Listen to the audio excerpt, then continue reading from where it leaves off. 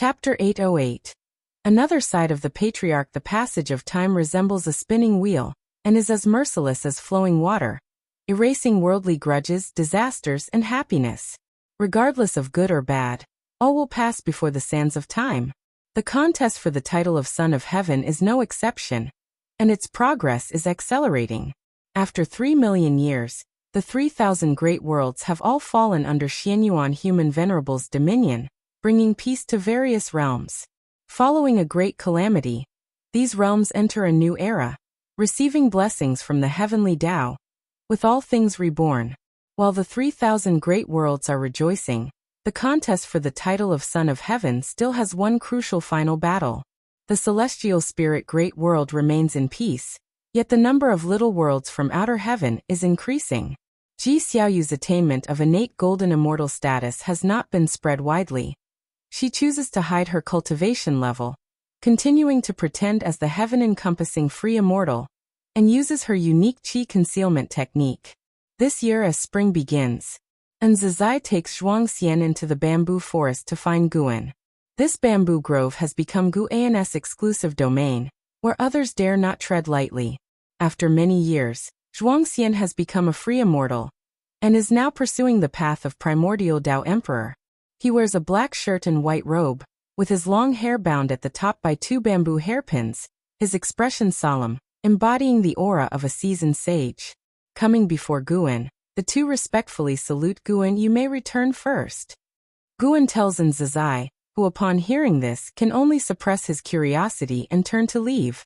Facing the ancestor alone, Zhuangxian, who usually fears neither heaven nor earth, now feels somewhat nervous, his breath becoming unsteady. Guan sits on the steps in front of the pavilion. He gestures for Zhuangxian to sit on the ground, and Zhuangxian promptly complies. I called you here because I intend to personally teach you. Do you know why I am willing to instruct you? Guan asks as he toys with the 7-star mirror, once the immortal path ultimate treasure of the 7-star spirit realm, now transformed into a Tao treasure, containing the power to suppress a side of the great thousand world. Zhuangxian replies, is it because of ancestor? He would not arrogantly believe that it is due to his own character that the ancestor appreciates him. Presently, there are countless Wuxia disciples, many with remarkable talent, yet none have seen the ancestor instruct anyone. Guan laughs. He is just one reason. It's also because of your master. Let me tell you a secret. Don't tell anyone, including your master. Zhuangxian becomes intrigued and quickly agrees. Guan begins to narrate tales from his time at the Supreme Sect, focusing on his interactions with LV Batian, soon captivating Zhuangxian, immersing him in the story. He seems transported into the tale, witnessing Guan and LV Batian, who has transformed into Elder Tian, walking and chatting in the medicine garden. Zhuangxian had heard many stories about the ancestor before, but those were mostly legends of the ancestor saving the world. Hearing a simple story of the ancestor interacting with others was a first. Very simple, yet full of flavor, calming his spirit. Hearing about LV Batian restoring his identity, always wanting to pass his cultivation level to Guan and urging him to become the sect leader, causes Zhuangxian to smile involuntarily. Once Guan finishes speaking, he himself drifts into reminiscence.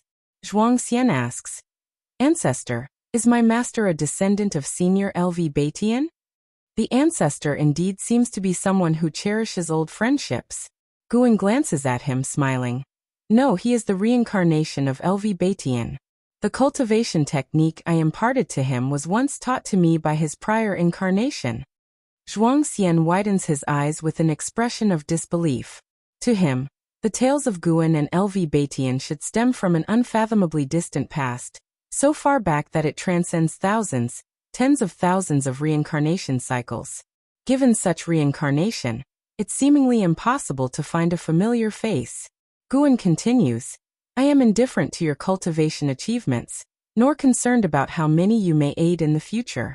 As long as you do not commit evil, do not harm fellow disciples. Even if you accomplish nothing, I will not expel you from Wuxia.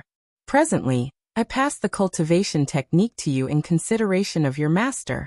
I hope you can become your master's pride, as his former incarnation always aspired to nurture an exceptional disciple. Zhuangxian listens attentively, pondering for a moment before solemnly nodding his head. He doesn't feel disappointed by this. Instead, he finds the ancestor magnanimous and sincere, expressing a swaggering boldness that fears no change. He also hopes to become such a person. Guan raises his hand and sends out the 7-star mirror. The mirror floats in midair, the surface reflecting a beam of white light, which reveals a scene of the dark void within.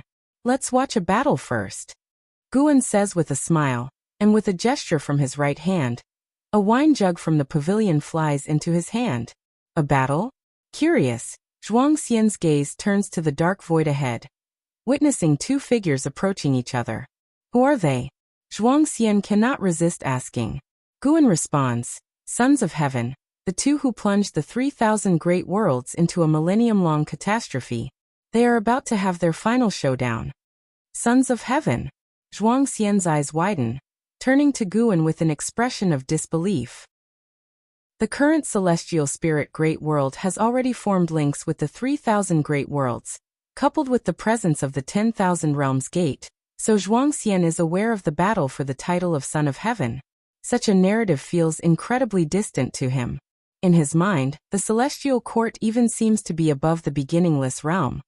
Within the beginningless, no one can compare to the Son of Heaven. The ancestor can, astonishingly, glimpse the Sons of Heaven's duel from within the dojo. And the 2 Sons of Heaven are completely unaware. What kind of technique is this? What kind of cultivation level could achieve this? Zhuangxian is both shocked and thrilled. Disciples have always known the ancestor is powerful, but the true extent of that power remains unseen to all. Today the ancestor's demonstration, though not earth-shattering, has shattered his perception. Watching the ancestor's serene and tranquil smile, Zhuangxian's thoughts swirl.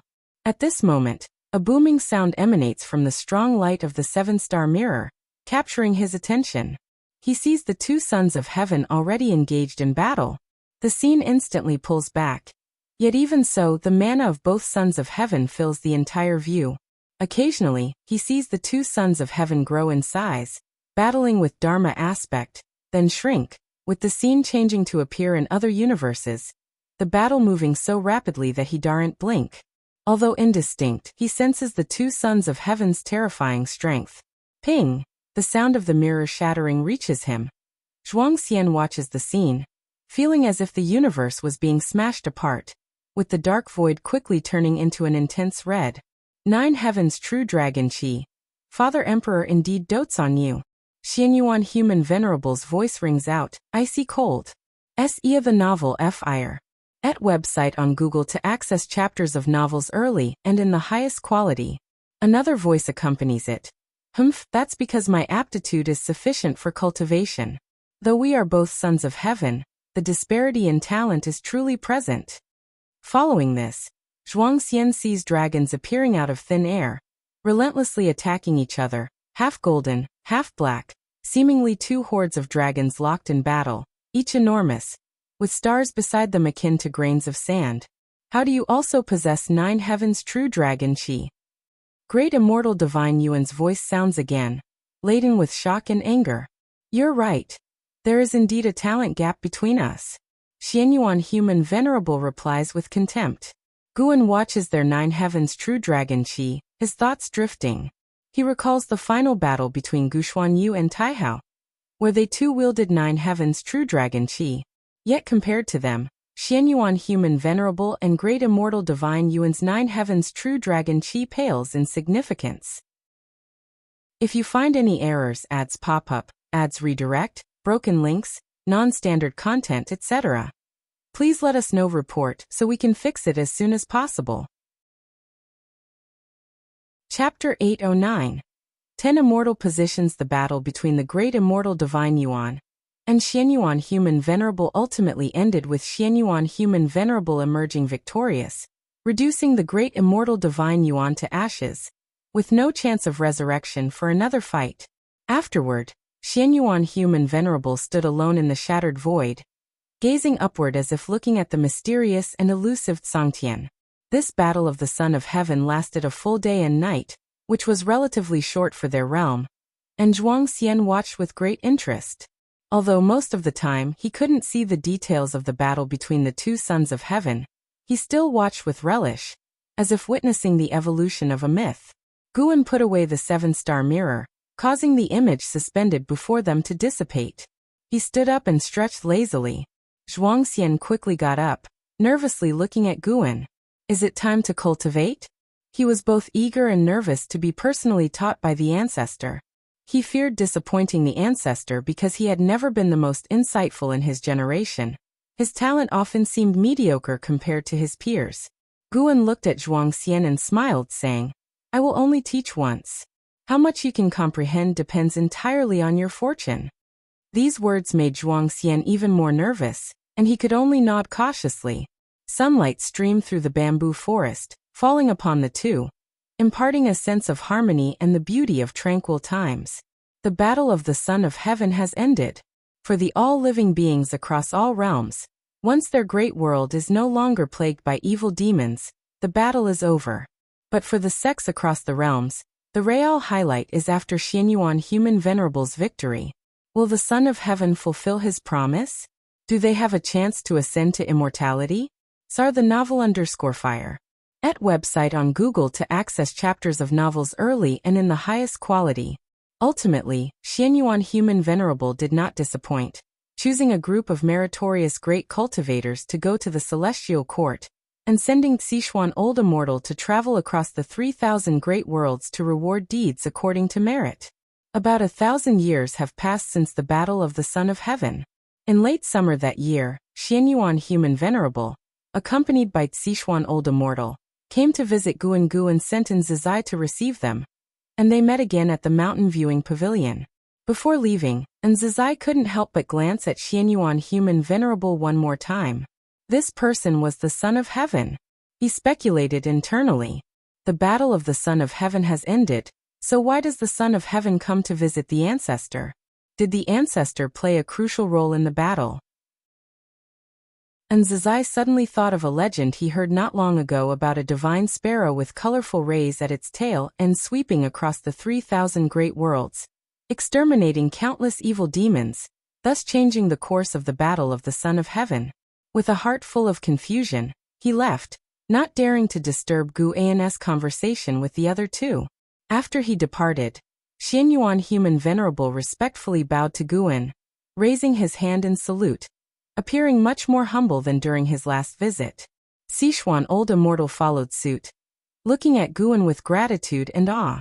When he sought Guan's assistance, he dreamed that Guan could help Xianyuan Human Venerable, but he never expected that Guan could single-handedly change the tide, even against the Dao Extreme Daoyuo Immortal of the Celestial Court.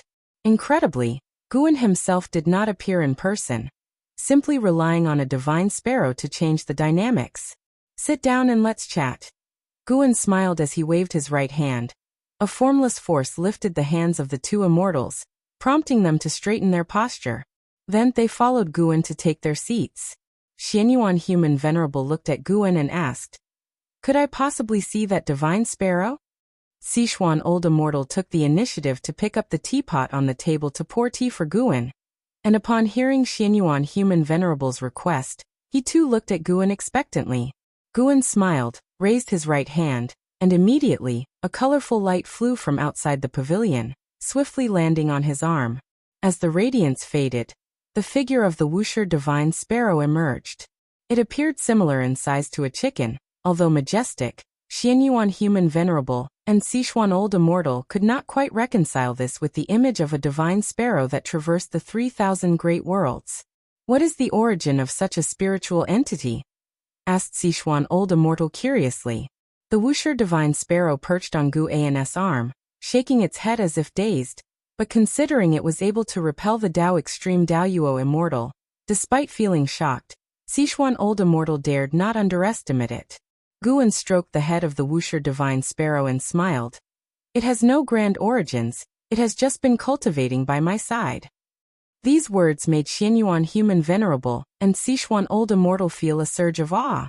Simply staying by his side can achieve the Dao Extreme Daoyuo Immortal realm? What audacious language! Even in the celestial court, It's not about having enough time for cultivation to reach the Dao Extreme Daoyuo Immortal level. To achieve the Dao Extreme Daoyuo Immortal requires immeasurable merit, and Xianyuan Human Venerable dared not imagine himself achieving the Dao Extreme Daoyuo Immortal yet. Guan slightly raised his right hand, prompting the Wuxia Divine Sparrow to fly away. What are your reasons for coming here? Guan asked. Guan was very satisfied with Xianyuan Human Venerable's actions after his victory. At least he did not deceive the all-living beings, and with victory, there truly was a chance for immortality. Furthermore, the 3,000 great worlds did not perish and be recreated, which indicated Xianyuan Human Venerable exerted his influence on the celestial court. Xianyuan Human Venerable said, "Ancestor, your assistance was immeasurable. I had to come to express my gratitude. I am willing to offer you 10 immortal ascension slots. How about that?" 10 immortal ascension slots. Guan couldn't help but feel amazed. No wonder Tai Immortal Monarch was so committed to supporting the Son of Heaven. Relationships are truly important. How many years would it take for the 3,000 great worlds to birth an immortal god? Xianyuan Human Venerable effortlessly offered 10 slots. And Guan could sense that these 10 slots were not just ordinary celestial god positions, but Star Monarch immortal positions. You have already given me the Heavenly Dao Emperor Jade. That's enough. Guan shook his head and smiled. Xianyuan Human Venerable replied sternly, "The Heavenly Dao Emperor Jade was to request your assistance, but now I am talking about the reward after victory, which is what I should give." "Yes, Ancestor, if you can't decide now, you can accept them first and later give the opportunity to whichever disciple wishes to ascend to immortality." Sichuan Old Immortal chimed in. Xianyuan Human Venerable waved his sleeve, and 10 green jade long sticks appeared on the table, each engraved with the word Star Monarch. Guan no longer refused and asked, "Your Highness, how will you treat the 3,000 great worlds in the future?" Xianyuan Human Venerable was secretly astonished. How did the ancestor know he could rule the 3,000 great worlds?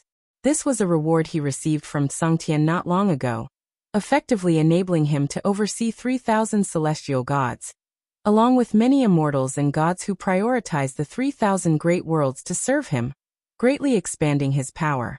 Of course, he was merely astonished and did not ponder too much, considering the ancestor's cultivation level. Deducing this was not impossible.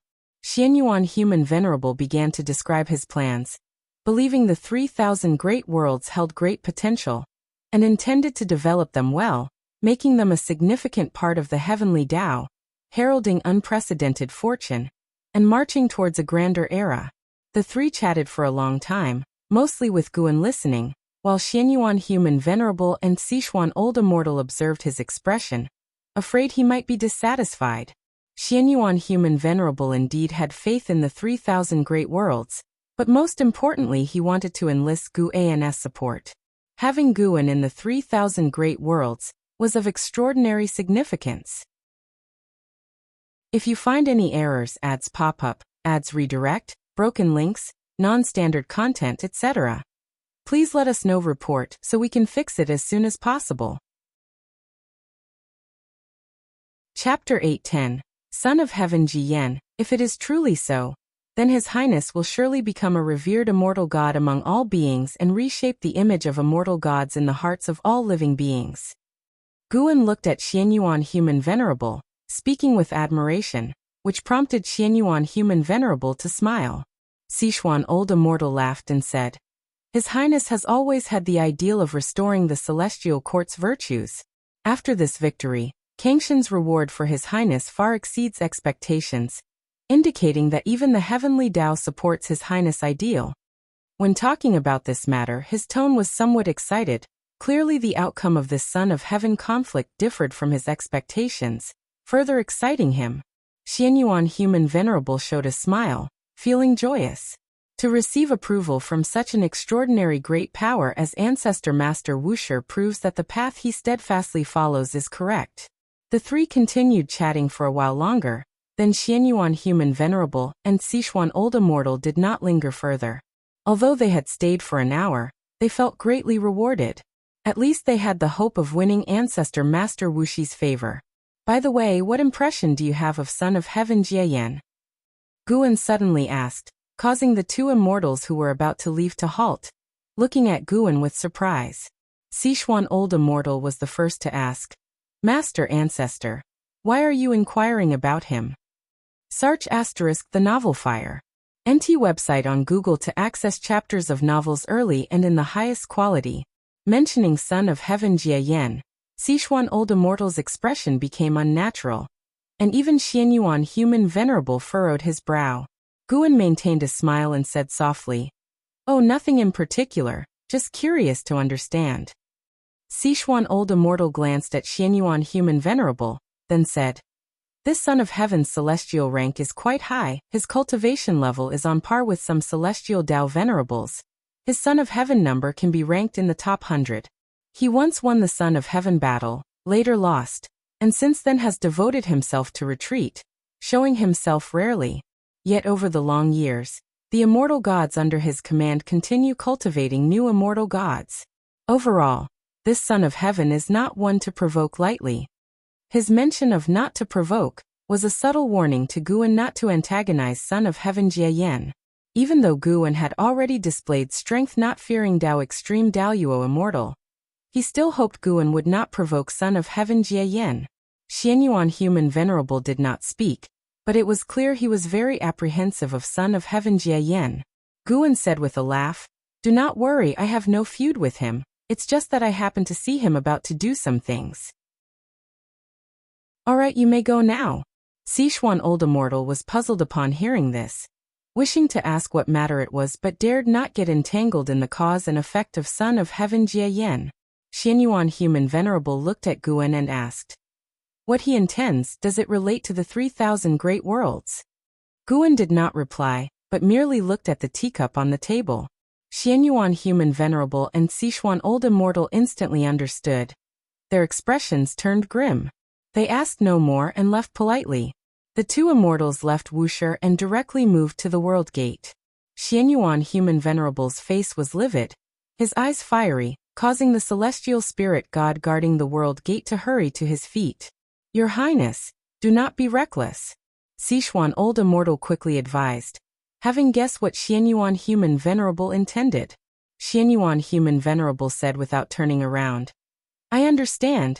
I am merely angry and will not give him any chance. Passing by the celestial spirit god, he paused, turning to look at the celestial spirit god. His expression softened, and said, Serve Ancestor Master Wuxia well in the future. Whatever happens, if you need to find me, just call my name at the World Gate, and I will hear it.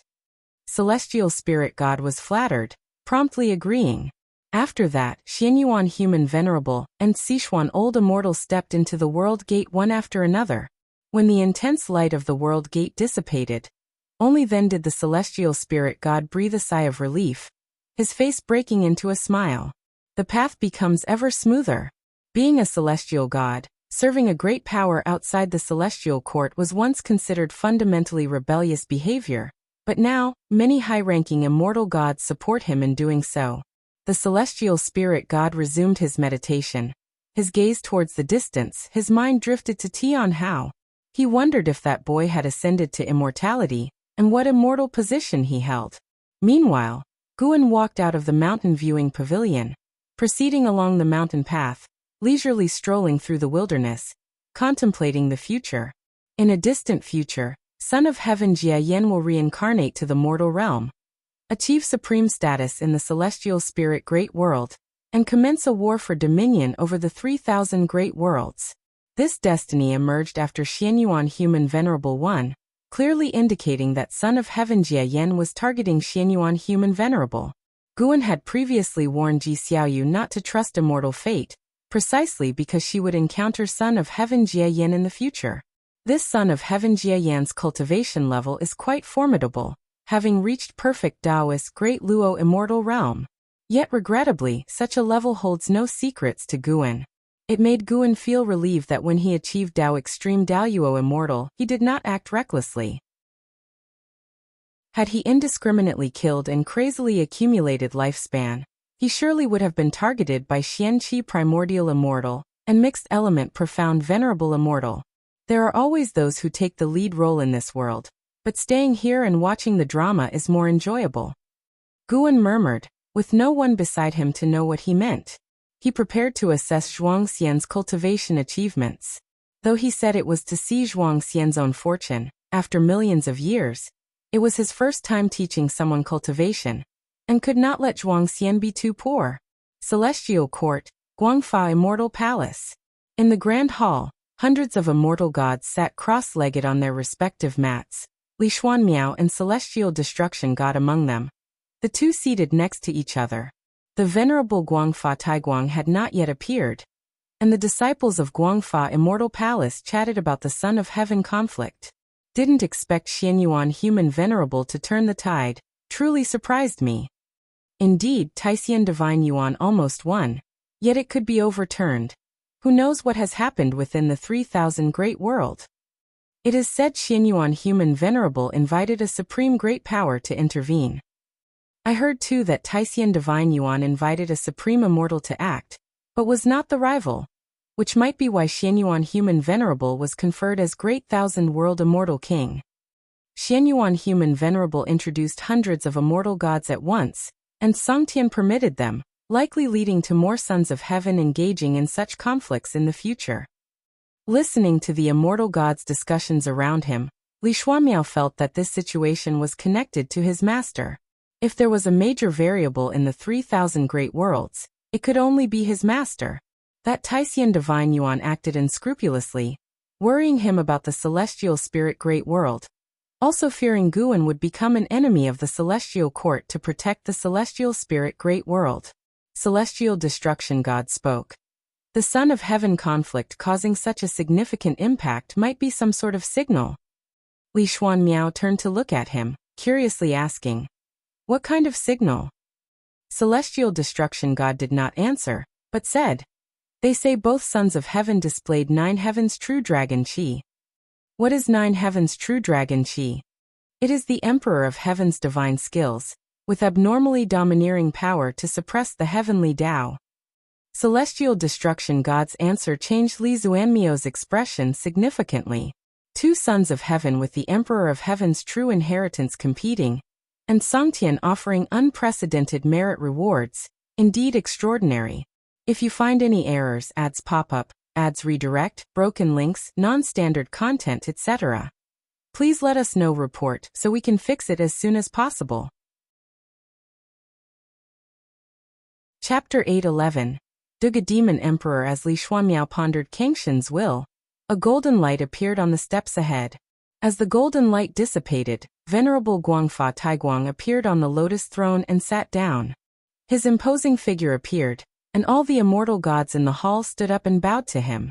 Venerable Guangfa Taiguang nodded slightly, raised his hand and pressed down, indicating for all the immortal gods to sit. Once all the immortal gods were seated and looking at him, he spoke. Today's lecture will discuss the immortal gods, and we shall talk about what it means to be an immortal, what it means to be a god, and what the order of the heavenly Tao should be. I hope you will find your own path in comprehending the heavenly Tao, and no matter the outcome, do not regret. On hearing this, the immortal gods sat upright, knowing that this lecture was connected to the dispute for the title of Son of Heaven, a matter of great interest to them. Such a significant event rarely occurs in the celestial court over the long eras, as no one within the heavenly Tao can shake its foundation. The white-haired elder in the first row spoke first. This humble Taoist believes that immortal gods should focus on destiny. Relying on it means relying on all beings of heaven and earth. Thus, immortal gods should primarily protect all beings. His status was evidently high, as he was the first to speak, and the other immortal gods listened intently. After he finished speaking, an immortal god quickly rebutted. An immortal is an immortal. Mortal spirits cultivate to become immortals, enduring hardships. Yet after becoming immortals, they still weigh mortal spirits heavily. What is the meaning of our immortal cultivation? Immortals should keep their distance from mortal spirits.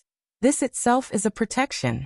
In fact, even if we do nothing, mortal spirits will still worship us, so there's no need to curry favor for the sake of destiny.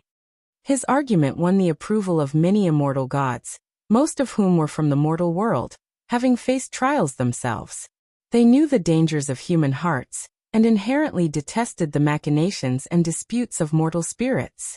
Suddenly, the immortal gods split into two factions and began debating. It was difficult for anyone to propose a third view without being dragged into the conflict between immortals and mortals. Li Xuanmiao remained silent, observing the attitudes of the immortal gods. Though he could understand some immortal gods' extreme comments, he always felt that immortal gods should protect mortal spirits. What's called an immortal god doesn't really rely on their own cultivation, but on the heavenly court's destiny to achieve immortality. Since the heavenly court requires the faith of all beings, immortal gods should inherently have the responsibility to protect mortal spirits. At least, that's what Li Xuanmiao believes. Venerable Guangfa Taiguang did not speak. He listened quietly. With him presiding over the court, the immortal gods had disputes but maintained order without devolving into chaos. CTH Novelfire.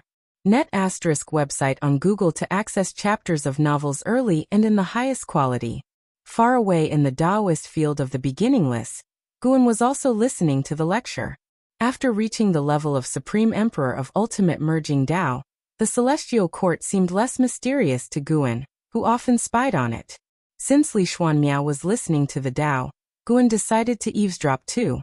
Observing the celestial court over the years, Guan discovered an intriguing phenomenon.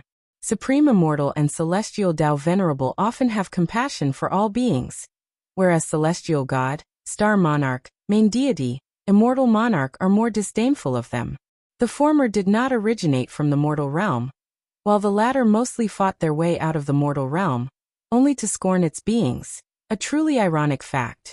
While Guan was enjoying what he heard, an Exian appeared in the courtyard. She came to the tree and looked at Guan lying in the rocking chair, asking, "Master, I have something to ask you."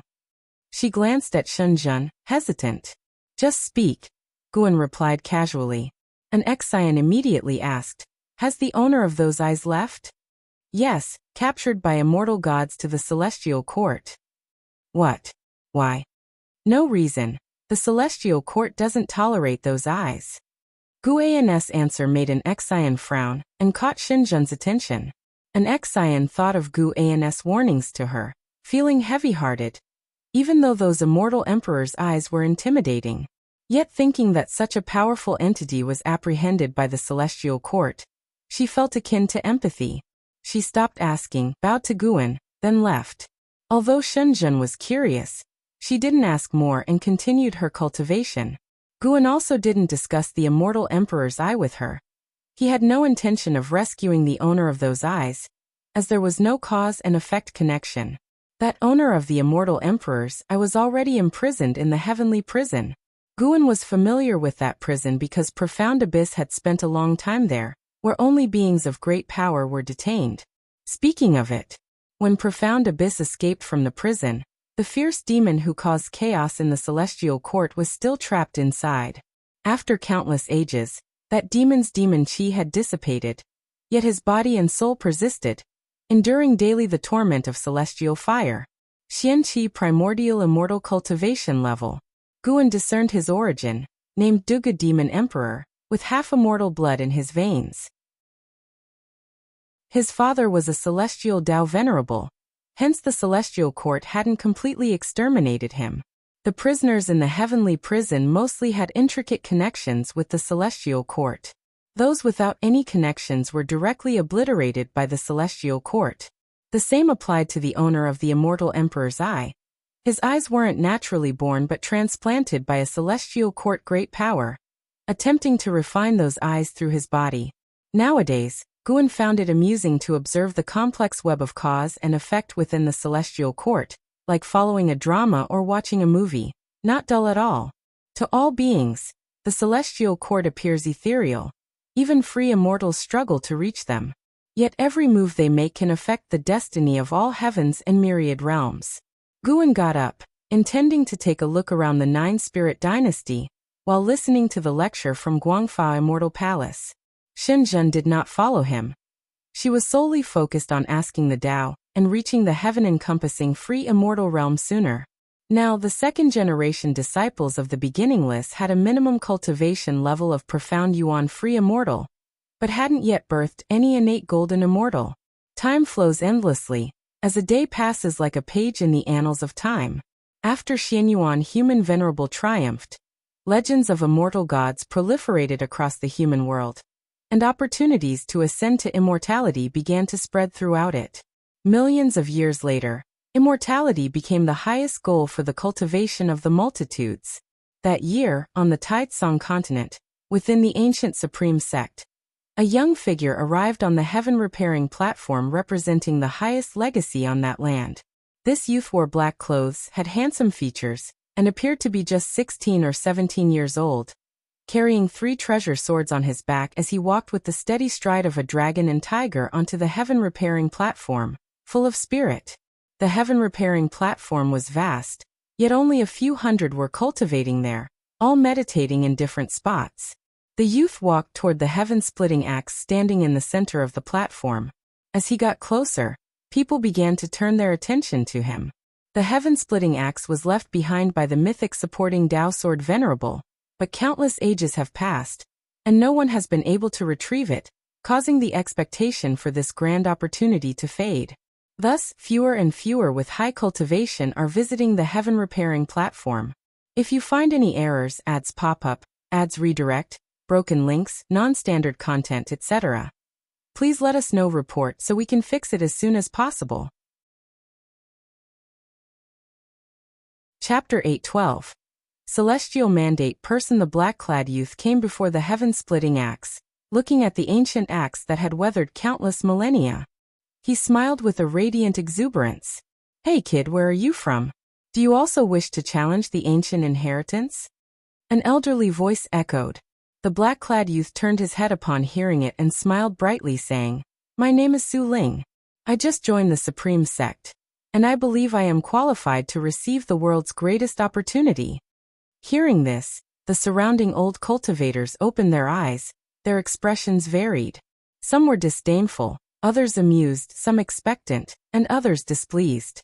After responding to the old cultivator, Su Ling shifted his gaze to the heaven-splitting axe, his eyes full of passion. He reached out directly and grasped the axe handle. Heavy. This was Su Ling's first impression. At 16, he had already reached the core formation realm. Among the new disciples of the Supreme Sect, his talent was considered outstanding, especially since he was not born into a cultivation family. Although the heaven-splitting axe was very heavy, Su Ling felt a mysterious power in the dark assisting him in lifting the axe. The sense of weight was rapidly diminishing. Indeed, the heaven-splitting axe has been inherited for so many years without anyone succeeding. It clearly tests not cultivation level but fuyuan. Su Ling always believed he had deep fuyuan. When he was young, a calamity struck his entire village, yet he survived. He always felt grateful to the heavens, carrying a thankful heart from a young age. He had a fervent spirit, always ready to help those in need, earning a reputation for chivalry while young. It was this chivalry that drew the attention of the Supreme Sect's cultivators. After an entry test, he turned out to have extraordinary talent. He felt his good fortune and talent had special significance, with a grand mission awaiting him. Gaining the heaven-splitting axe's inheritance would assist him in completing this great mission. If there is celestial mandate in the mystery, let it help me lift it. Su Ling looked down at the heaven-splitting axe, shouting in his heart. He exerted his strength, moving his left foot sideways, his form full of power. He did not stop, his eyes resolute. The heaven-splitting axe started to shake. Although the movement was slight, it caused the hundreds of cultivators at the heaven-repairing platform to open their eyes, all turning their heads to look at him. The heaven-splitting axe trembled more violently, prompting the cultivators to stand up one after another. How is it possible? Could he truly be the legendary celestial mandate person? CTH Novelfire. Any *T website on Google to access chapters of novels early and in the highest quality. He's only at the core formation realm. How can he budge the heaven-splitting axe? I've heard from my ancestor that even the legendary divine thought true immortal couldn't lift the heaven-splitting axe. Perhaps it's not cultivation level being tested after all. For someone so young to reach core formation is already first-rate talent. If his cultivation years are only a few, It is unfathomable. Maybe that's why the heaven-splitting axe chooses him. The cultivators began to excitedly discuss. If this youth truly obtains the inheritance of the heaven-splitting axe, the supreme sect would soar to new heights. To them, the supporting Dao sword venerable seemed too distant, but the heaven-splitting axe was real. Su Ling was not thinking about that much. He concentrated all his attention on the heaven-splitting axe, putting in all his effort, but he still couldn't lift it completely. Just a little bit more. Su Ling thought through gritted teeth. In merely a few dozen breaths, he had exhausted all his qi power. But he didn't want to give up. The ensuing time felt endlessly long and agonizing for Su Ling, but he refused to quit. Finally, the heaven-splitting axe began to rise, causing the hundreds of cultivators watching to hold their breath, not daring to exhale. Su Ling hadn't noticed this scene. He only wanted to persevere. As the heaven-splitting axe continued to ascend, strands of spiritual energy rose from the earth's crevices, increasingly forming surging winds, blowing Su Ling's black clothes. Boom! Su Ling only felt a white light erupt from beneath the heaven-splitting axe, rushing fiercely toward him, turning his vision completely white, his consciousness following into a daze. It felt as if he had a brief dream, quickly awakening. He found himself standing on a mountainous terrain, surrounded by rolling green hills, with a broad view that made him feel relaxed, clearing away his inner confusion. "Kid, catch!"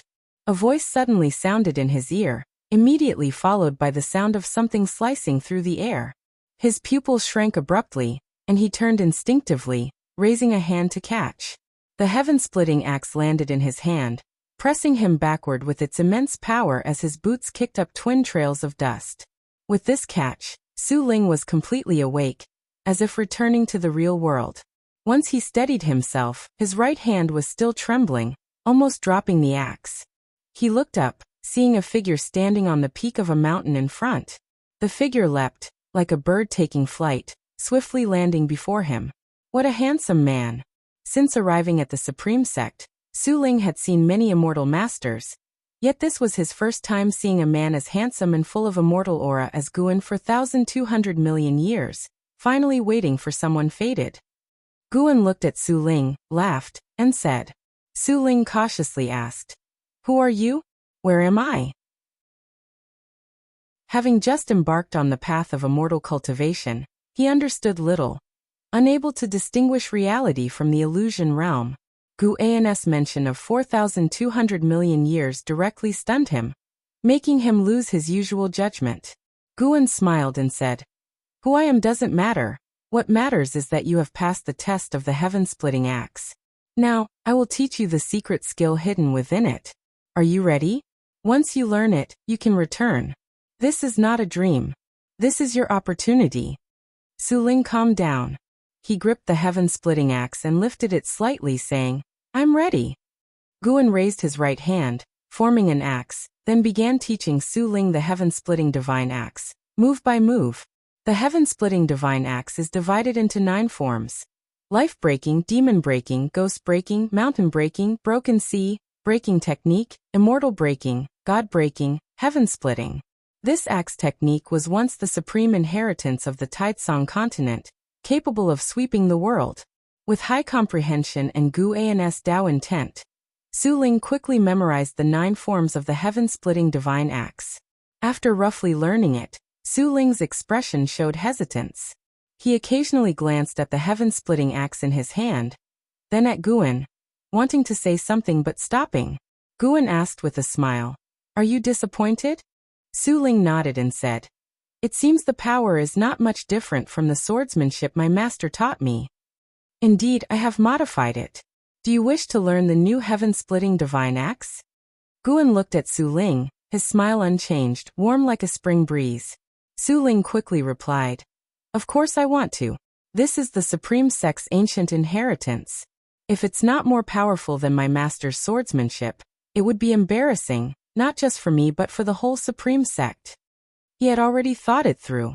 Guan must either be the artifact spirit of the heaven-splitting axe, or the legendary supporting Dao sword venerable. Either way, there must be a deep connection with the Supreme Sect. Guan nodded with a smile, then raised a hand pointing towards Su Ling. Su Ling's eyes widened, his whole body frozen in place, as images of a figure wielding an axe appeared in his eyes. Guan watched him, murmuring to himself. Choosing him might also be a good choice. If you find any errors, ads pop up, ads redirect, broken links, non-standard content, etc., please let us know. Report so we can fix it as soon as possible. Chapter 8:13. Where is the sword venerable? Su Ling was shrouded by Gu An's Dao intent, and the new memory of the heaven-splitting divine axe surged into his mind. He dreamed again, and this dream lasted a long time. In the dream, he continuously cultivated the heaven-splitting divine axe, a process long and tedious, yet he had no time to think of other matters. When he finally finished this long cultivation, and his consciousness cleared, he opened his eyes, no longer seeing that illusion realm nor Guan. He returned to the heaven-repairing platform, surrounded by great cultivators of the supreme sect.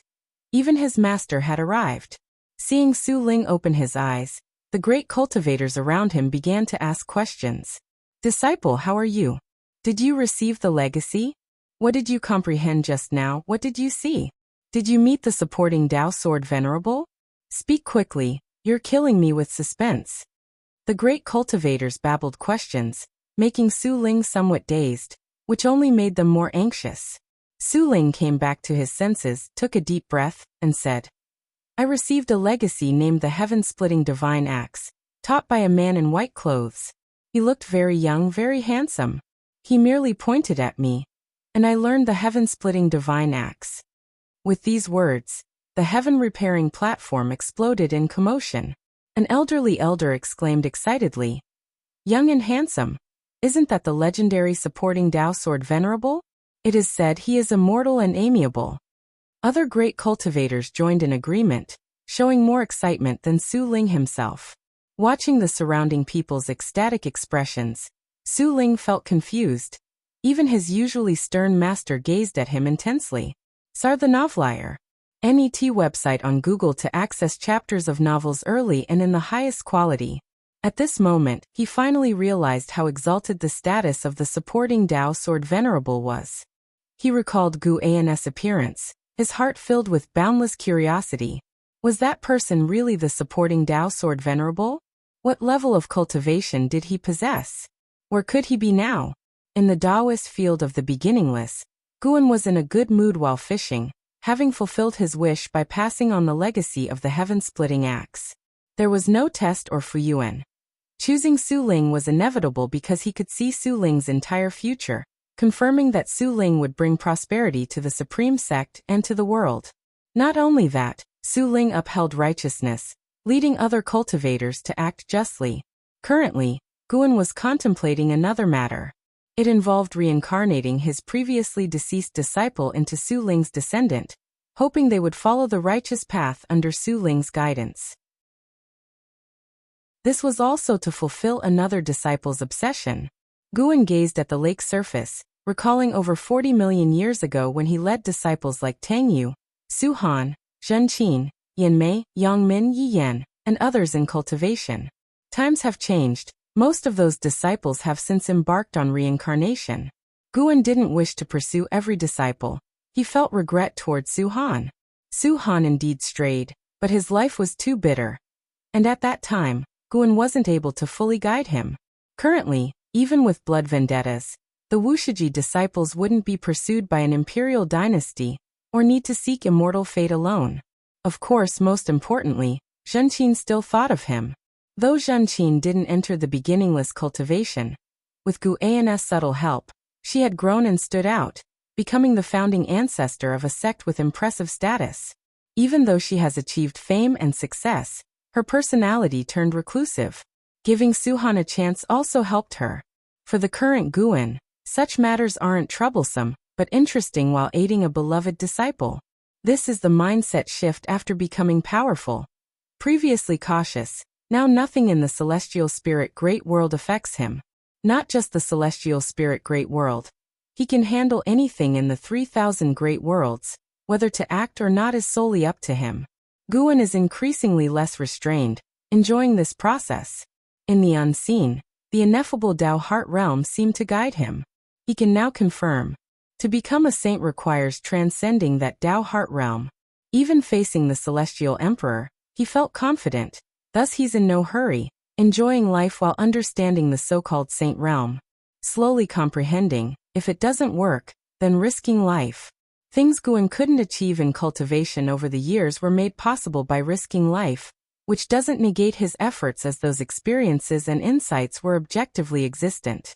As Guan reminisced on the past, a figure approached. It was Zhuangxian. Over the years, Zhuangxian had become steadier and carried an extraordinary aura. He came behind Guan and bowed respectfully, saying, "Ancestor, I have mastered the supreme Tao mixed yuan plate. Would you care to examine?"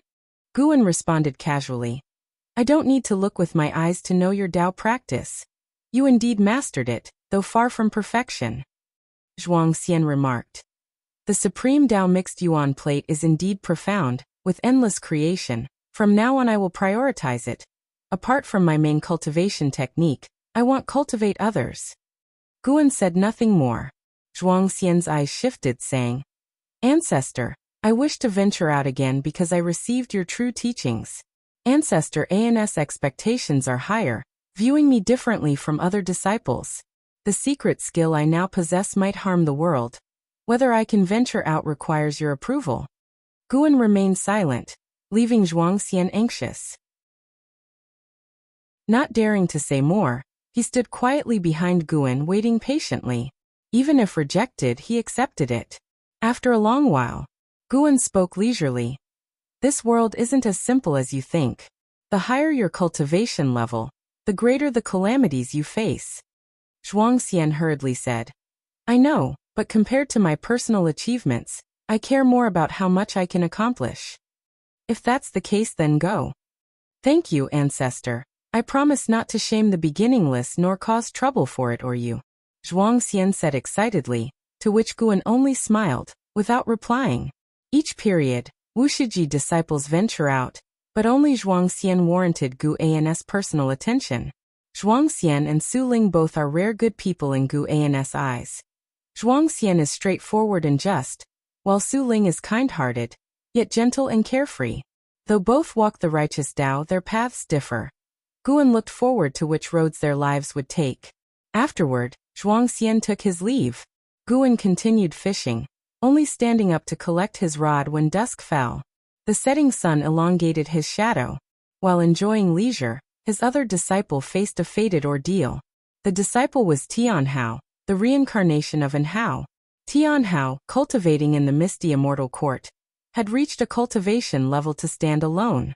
He began his adventures in the great Tao domain, traveling within the heavenly Tao beyond the 3,000 great worlds. On this day, he encountered a grand scheme targeting him and the celestial court. If you find any errors, ads pop up, ads redirect, broken links, non-standard content, etc., please let us know. Report so we can fix it as soon as possible. Chapter 8:14. Tianhao's will. The thunderclouds tumbled, and crimson lightning intertwined and flickered. On the earth stood several towering peaks, devoid of vitality and greenery. A light star walked upon the land. Upon closer inspection, it was a divine warrior clad in silver armor, wielding a divine spear, with 9 golden pearls floating behind his head. Flames swirled around the pearls, resembling true dragons, constantly surging, emitting dazzling light, like a war god advancing, dispelling darkness with each step. It was Tianhao. Now his cultivation level had reached the innate golden immortal realm. Even though he had not yet joined the immortal class, he could nurture celestial Tao destiny because he was an innate immortal god, born an immortal god. His face was cold, his eyes sharp, filled with an oppressive aura, as if he could see through all the disguises of evil in the world. Following his gaze, a million miles ahead, a stone staircase lay across a giant mountain, like a long stairway to heaven. Looking upward, at the top of the staircase, halfway up the mountain, stood a mysterious figure in a black robe. This mysterious person wore a bamboo hat, and black mist surged on his face, making it impossible to see his true appearance. For a long time, Tianhao stopped at the foot of the giant mountain, looked up, and asked the black-robed person above, "I'm here." Now you should tell me who you are and on what grounds you claim to have the confidence to overthrow the celestial court? Tian Hao not only recovered in Hao's memories, but was also gradually restoring Emperor Xuanqing's memories. His divinity was growing stronger. The black-robed person gazed down at him and said, I am the Emperor Bone Profound Venerable, from the Dark Heavenly Court. I shall be the vanguard in attacking the Celestial Court. Once I commence the war, the Dark Heavenly Court will invade en masse. Are you satisfied with this answer? Tian Hao was not surprised. Instead, he sneered dismissively and asked, What? You think I might betray the Heavenly Tao for revenge against the Celestial Court, for revenge against my father? The Dark Heavenly Court originally came from the Heavenly Tao. We were only defeated and expelled. When we return, we will still serve the Heavenly Tao. Emperor Bone Profound Venerable's tone was utterly calm, devoid of any emotion. Tian Hao remained unfazed and said, You cannot win. As long as he exists, nothing in the Celestial Court can be shaken. He is indeed strong, even invincible. With the strength of the Dark Heavenly Court alone, it would indeed be impossible to overthrow the Celestial Court. But the Dark Heavenly Court is never lacking in patience or determination. If you join us, we will grant you the legacy of the Celestial Emperor, a legacy your father once received. Only by acquiring this legacy will you have hope of rivaling him. Emperor Bone Profound Venerable's words finally made Tian Hao's expression change. Tian Hao fell into silence, and Emperor Bone Profound Venerable did not pursue him further, waiting quietly. After a while, Tian Hao looked up at Emperor Bone Profound Venerable and said, I can trust you, but before that, I want to fight you, to see how powerful the legendary strength surpassing the Tao Extreme Daoyuo Immortal truly is. Emperor Bone Profound Venerable gazed down at him, saying nothing, but suddenly released a terrifying aura. Boom! In an instant, billions of towering mountains crumbled into ashes. Tian Hao's robe wildly billowed. The silver armor quirked, producing a clanging sound, and his eyes turned icy, filled with a fighting spirit. He knew he couldn't possibly be a match for his opponent, yet he still wanted to try.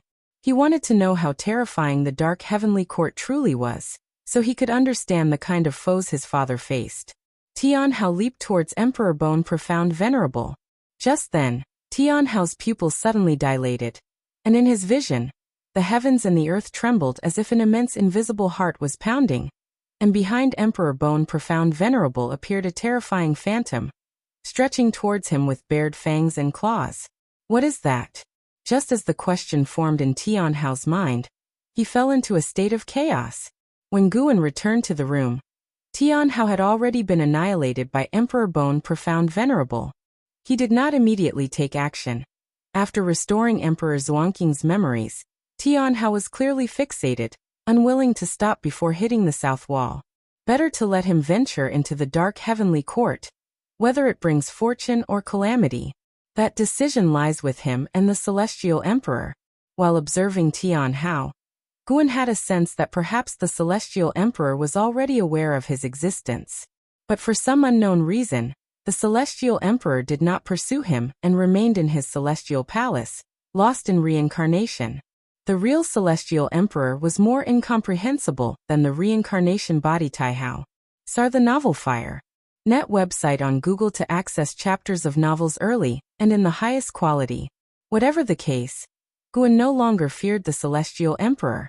Even if discovered by the Celestial Emperor, he wouldn't worry. What he desires now is to surpass the Celestial Emperor and reach the legendary Saint Realm. It is worth noting that Guan's avatar and Hongyazi were still in the profound abyss divine pool. They learned more and more of the ancient heavenly court and the secrets of saints and encountered numerous opportunities, steadily growing stronger. The profound abyss divine pool contained many crises that could have killed Hongyazi, but Guan discreetly erased them. Therefore, to Hongyazi, the only problem was his inability to escape. Guan sat down at the desk inside the room, picked up a book from the table, and began to savor it. This was written by the contemporary book sage, Profound Celestial Intent, who infused Tao intent into it, making every word rich in imagery, so that when one's divine sense delved into it, it felt like watching a movie. With such creations, profound celestial intent had become deified, holding a lofty position in the celestial spirit great world. Of course, his status was largely due to his extraordinary friendship with ancestor Master Wuxia. The moon sets, the sun rises. Guan pushed open the door and stepped into the courtyard. Already it was 1,000,000 years later. Basking in the bright sun, he stretched lazily. What's new in the world recently? Guan saw Shangguan Xianer sitting beside Shenzhen and inquired. Shangguan Xianer turned to him and said, "There are quite a few things, but one matter concerns us. A disciple named Zhuang Xian of the 8th generation killed the child of an alliance hierarch of the Heavenly Spirit Tao Alliance, and now it's causing an uproar. The eldest senior brother has already sent someone to handle it." And what else? Guan wasn't concerned about Zhuang Xian's affair, because he had witnessed the incident where the alliance hierarch's child used the blood of cultivators of a city as a sacrificial offering for a magical treasure, committing an atrocity worthy of death. However, this person had extraordinary background connections, involving too many people. Shangguan Xianer tilted her head, thought for a moment and said, "There's another thing you might be interested in. An ascender has come to this part of the human world. Allegedly a son of heaven reincarnated, destined to undergo 120,000 cycles of reincarnation trials before returning to the celestial court. In each life, he must become the master of the human world, which means he is to become the master of the great world of celestial spirit." Guan became intrigued and said, "Go on." Shangguan Xianer immediately stood up, eager to share. It is said that this son of heaven reincarnate has already entered Chen Chuan's sword sect, and his comprehension of the sword Tao has already connected to the river of sword Tao. If you find any errors, ads pop up, ads redirect, broken links, non-standard content, etc., please let us know. Report so we can fix it as soon as possible. Chapter 8:15. Celestial Mandate. Farewell Son of Heaven Jia Yen has finally arrived. CTH novel_fire. Et website on Google to access chapters of novels early and in the highest quality. Guan listened to Shangguan Xianer recount the deeds of that ascender, while his eyes were also probing the future of Son of Heaven Jia Yen. After Son of Heaven Jia Yen ascended, he displayed a vast celestial Tao destiny, making many instantly believe he was the reincarnation of the Son of Heaven. For the sake of immortal fate, many supported him, allowing him to quickly gather a major force. To become the master of the great world, he would inevitably oppose the Heavenly Spirit Tao Alliance. The Heavenly Spirit Tao Alliance does not have an absolute ruler. There are many alliance hierarchs, and any major event must be discussed. They would never let Son of Heaven Jia Yen tread upon them. Various sects were watching to see how the Heavenly Spirit Tao Alliance would handle Son of Heaven Jia Yen. Shangguan Xianer again mentioned the great battle between Son of Heaven Jia Yen and a prodigy from the Heavenly Spirit Tao Alliance. That battle attracted worldwide attention. The Heavenly Spirit Tao Alliance had rankings for disciples of every great realm, and Son of Heaven Jia Yen challenged the top prodigy of the same realm from the Heavenly Spirit. With an absolutely powerful stance, he won, making people even more convinced he's the reincarnation of the Son of Heaven.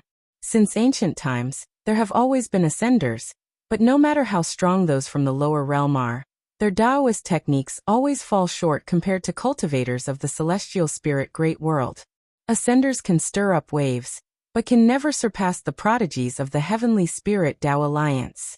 The Heavenly Spirit Tao Alliance possesses the best resources of the celestial spirit great world, especially those who make a name as a prodigy, whose resources are far beyond those an ascender can compare to. Ancestor, can't you foresee the future? Do you think that Son of Heaven can shake the rule of the Heavenly Spirit Tao Alliance? Shangguan Xianer asked excitedly. She bore no animosity toward the Heavenly Spirit Tao Alliance. She was simply eagerly anticipating a drastic change in the world structure. Before the Heavenly Spirit Tao Alliance, there were 9 major sects. Earlier there was the Tao Court, and even earlier was the Holy Court. The Master of Heaven and Earth has always been replaced. Guan smiled and said, "Anything is possible." These words only piqued Shangguan Xianer's curiosity further, and she couldn't stop chatting away, with Shenzhen occasionally chiming in. Guan chatted with them for an hour before leaving. Today, he had an important affair. He was to meet an old friend from the immortal cultivation realm, who was holding a feast for his million-year birthday. A million years in today's world is nothing significant, but in a single continent, it would absolutely count as being akin to an ancestor's existence. Guan wished to go simply to see this old friend off for the last time. Everyone has their ultimate limit of lifespan, commonly known as celestial mandate. Even though this old friend has reached a high realm and seems robust, in reality, he's nearing his life's limit. Guan had no intention of altering his fate. After all, they were merely drinking buddies with shallow ties. He was just going for the spectacle. After Guan left, Shangguan Xian'er sat back beside Shenzhen, and the two began discussing writing again. The book sage inspired writers all over the world, imbuing Tao intent into the text to create more meaningful writings. Under the dark celestial vault, the earth stretched infinitely. Guan and Hongyazi passed through a stone gate, standing alone on the earth, devoid of any other constructions within a 1,000-mile radius. Hongyazi suddenly stopped, turned to look at the stone gate behind him, and with a dazed expression he couldn't help but ask, "Have we already escaped from the predicament?" The moment they stepped through the stone gate, he felt that something invisible had lifted, an eerie, abrupt sensation. As a heaven-opening Daoyuo immortal, instinct told him that he had already escaped the endless predicament from before. Guan halted, turned to face Hongyazi, and said, "Fellow Taoist, this journey was quite exhilarating, but it took a bit too long. We should part ways." Hongyazi turned to look at Guan, his brows furrowing, asking, "Why part ways? Why choose this place?" After traversing many lands together for so many years, he never expected they'd part ways here. Moreover, over the years, he vaguely sensed that Guan was not simple. The two were of the same realm, yet many times he found himself unable to see through Guan, never having seen Guan in a wretched state. But he didn't understand. They had not yet left the profound abyss divine pool, only escaped a mysterious plight that had trapped them for many years. And now Guan was to part ways with him? Guan looked at Hongyazi, a smile on his face, and said, "Isn't there no such thing as a banquet that never ends?" Upon hearing this, Hongyazi couldn't help but sigh. Guan jumped, transformed into a rainbow light, and swiftly disappeared. Hongyazi watched Guan's departing figure for a long time.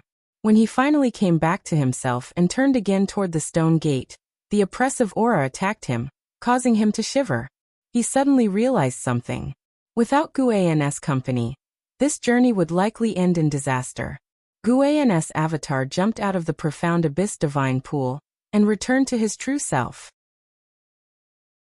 He only recalled the avatar because he grew tired of it, not wanting to continue the antics with Hongyazi. Besides, after he left, Hongyazi would return to the Misty Immortal Court to cultivate. In the future, the Misty Immortal Court would become an important force for Tian Hao. After obtaining the Celestial Emperor's inheritance from Emperor Bone Profound Venerable, Tian Hao returned to the Misty Immortal Court with greater ambition, and the Misty Immortal Court would become his first stepping stone to help him soar. In the myriad heavens of the Tao, each had their own stories unfolding, and an endless web of cause and effect intertwined in ways beyond the comprehension of living beings, creating a giant net encompassing every world. In the blink of an eye, 20 million years passed. This day, in the mountain viewing pavilion, Guan was playing chess with Nzizai. The game had just begun. "Ancestor, that Su Ling is truly remarkable, having become the alliance hierarch of the Heavenly Spirit Tao Alliance, and the Supreme Sect has also risen completely. Do you feel gratified?" Nzizai asked with a smile. The story of Guan and the Supreme Sect he had long heard of, and Su Ling's legendary life couldn't be separated from the supporting Tao Sword Venerable's heaven-splitting axe inheritance. With Su Ling's heaven-splitting divine axe sweeping across the land, he became one of the most dazzling figures under the heavens. Of course, Nzizai knew that the supporting Tao Sword Venerable was indeed Guan. Hence he had long regarded Su Ling as an ally, purposefully bringing up Su Ling's recent achievements. Guan laughed and said, "At my realm, no matter what you become, no matter how high you rise, it won't affect my mood." Nzizai, hearing the words you thought indeed, Su Ling was also a Wuxia disciple. As Nzizai placed a piece he followed with, In today's world, there are indeed many notable figures. Unfortunately, whether it's Su Ling, or Zhuangxian, or those ancient prodigies of the Heavenly Spirit Tao Alliance, none can compare to Son of Heaven Jia Yan. This child is said to be on the cusp of reaching the innate golden immortal realm soon. It's unimaginable. Innate golden immortal is a realm countless great cultivators dream of, including all of them as Wuxia disciples. Yet, how difficult it is to become an innate golden immortal. So far, openly, only one person in the celestial spirit great world has achieved innate golden immortal status. Guan placed his piece. The game had just started, with no signs of killing intent, and they played casually. And Zizai continued to ask, Son of Heaven Jia Yan plans to visit Wuxia. Ancestor, he's definitely coming for you, will you meet him? If you find any errors, ads pop up, ads redirect, broken links, non-standard content, etc., please let us know report so we can fix it as soon as possible. Chapter 8:16. The future, I will not see him. Guan replied while placing a piece on the board. The cultivation level of Son of Heaven Ji Yen in this life was not enough to pique his interest.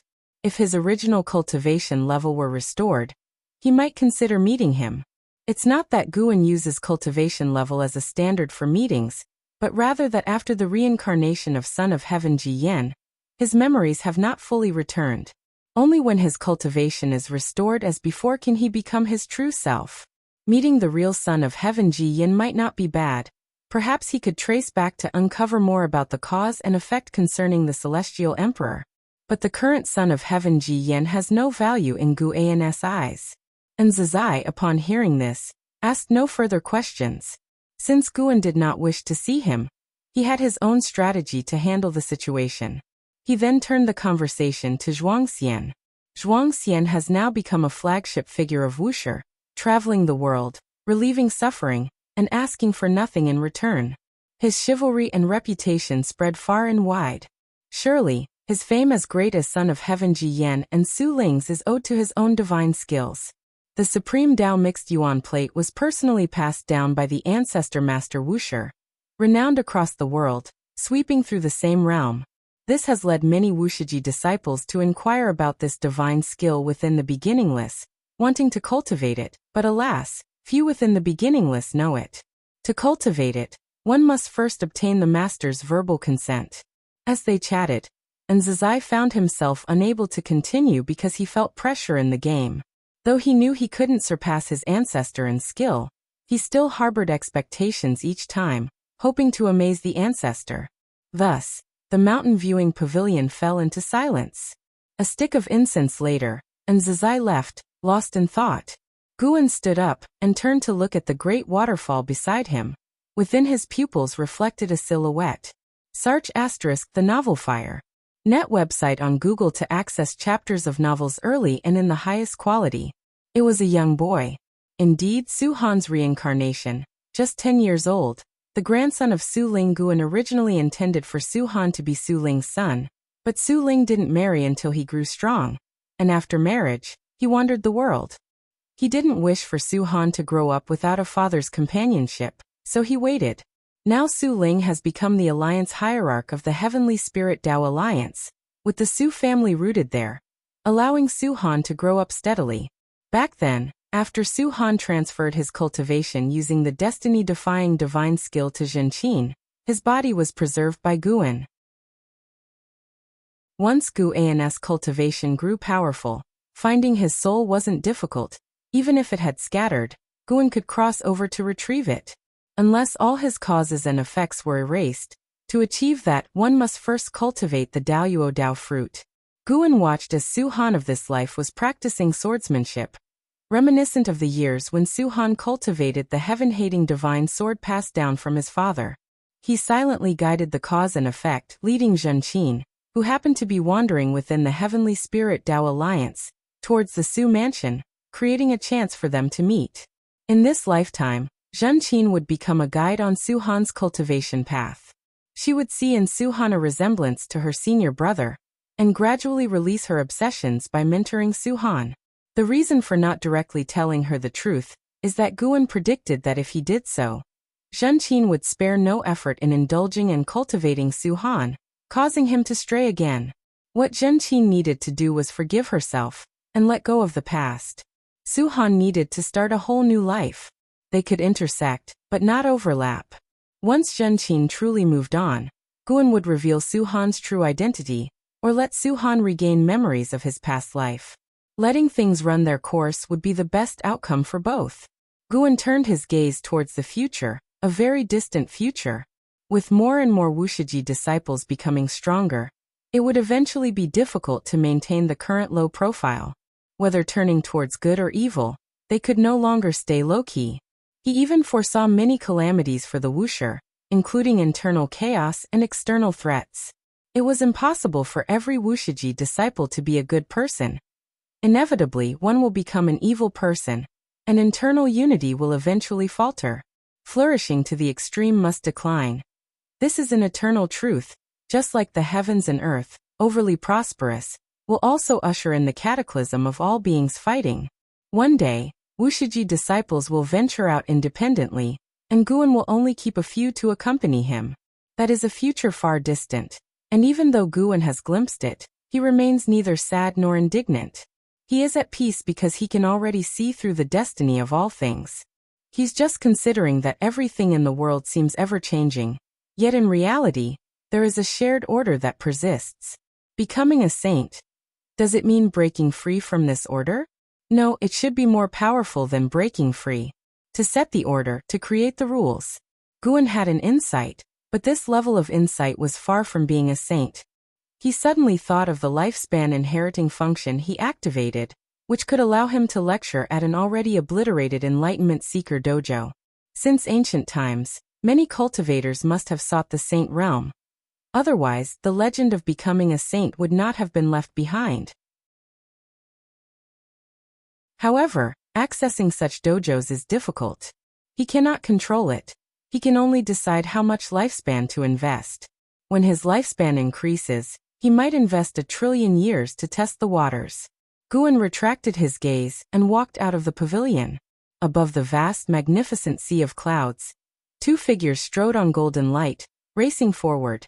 They were Zhang Buku and Su Yu. Zhang Buku looked around curiously and asked, "Is this the legendary celestial extreme 9 heavens?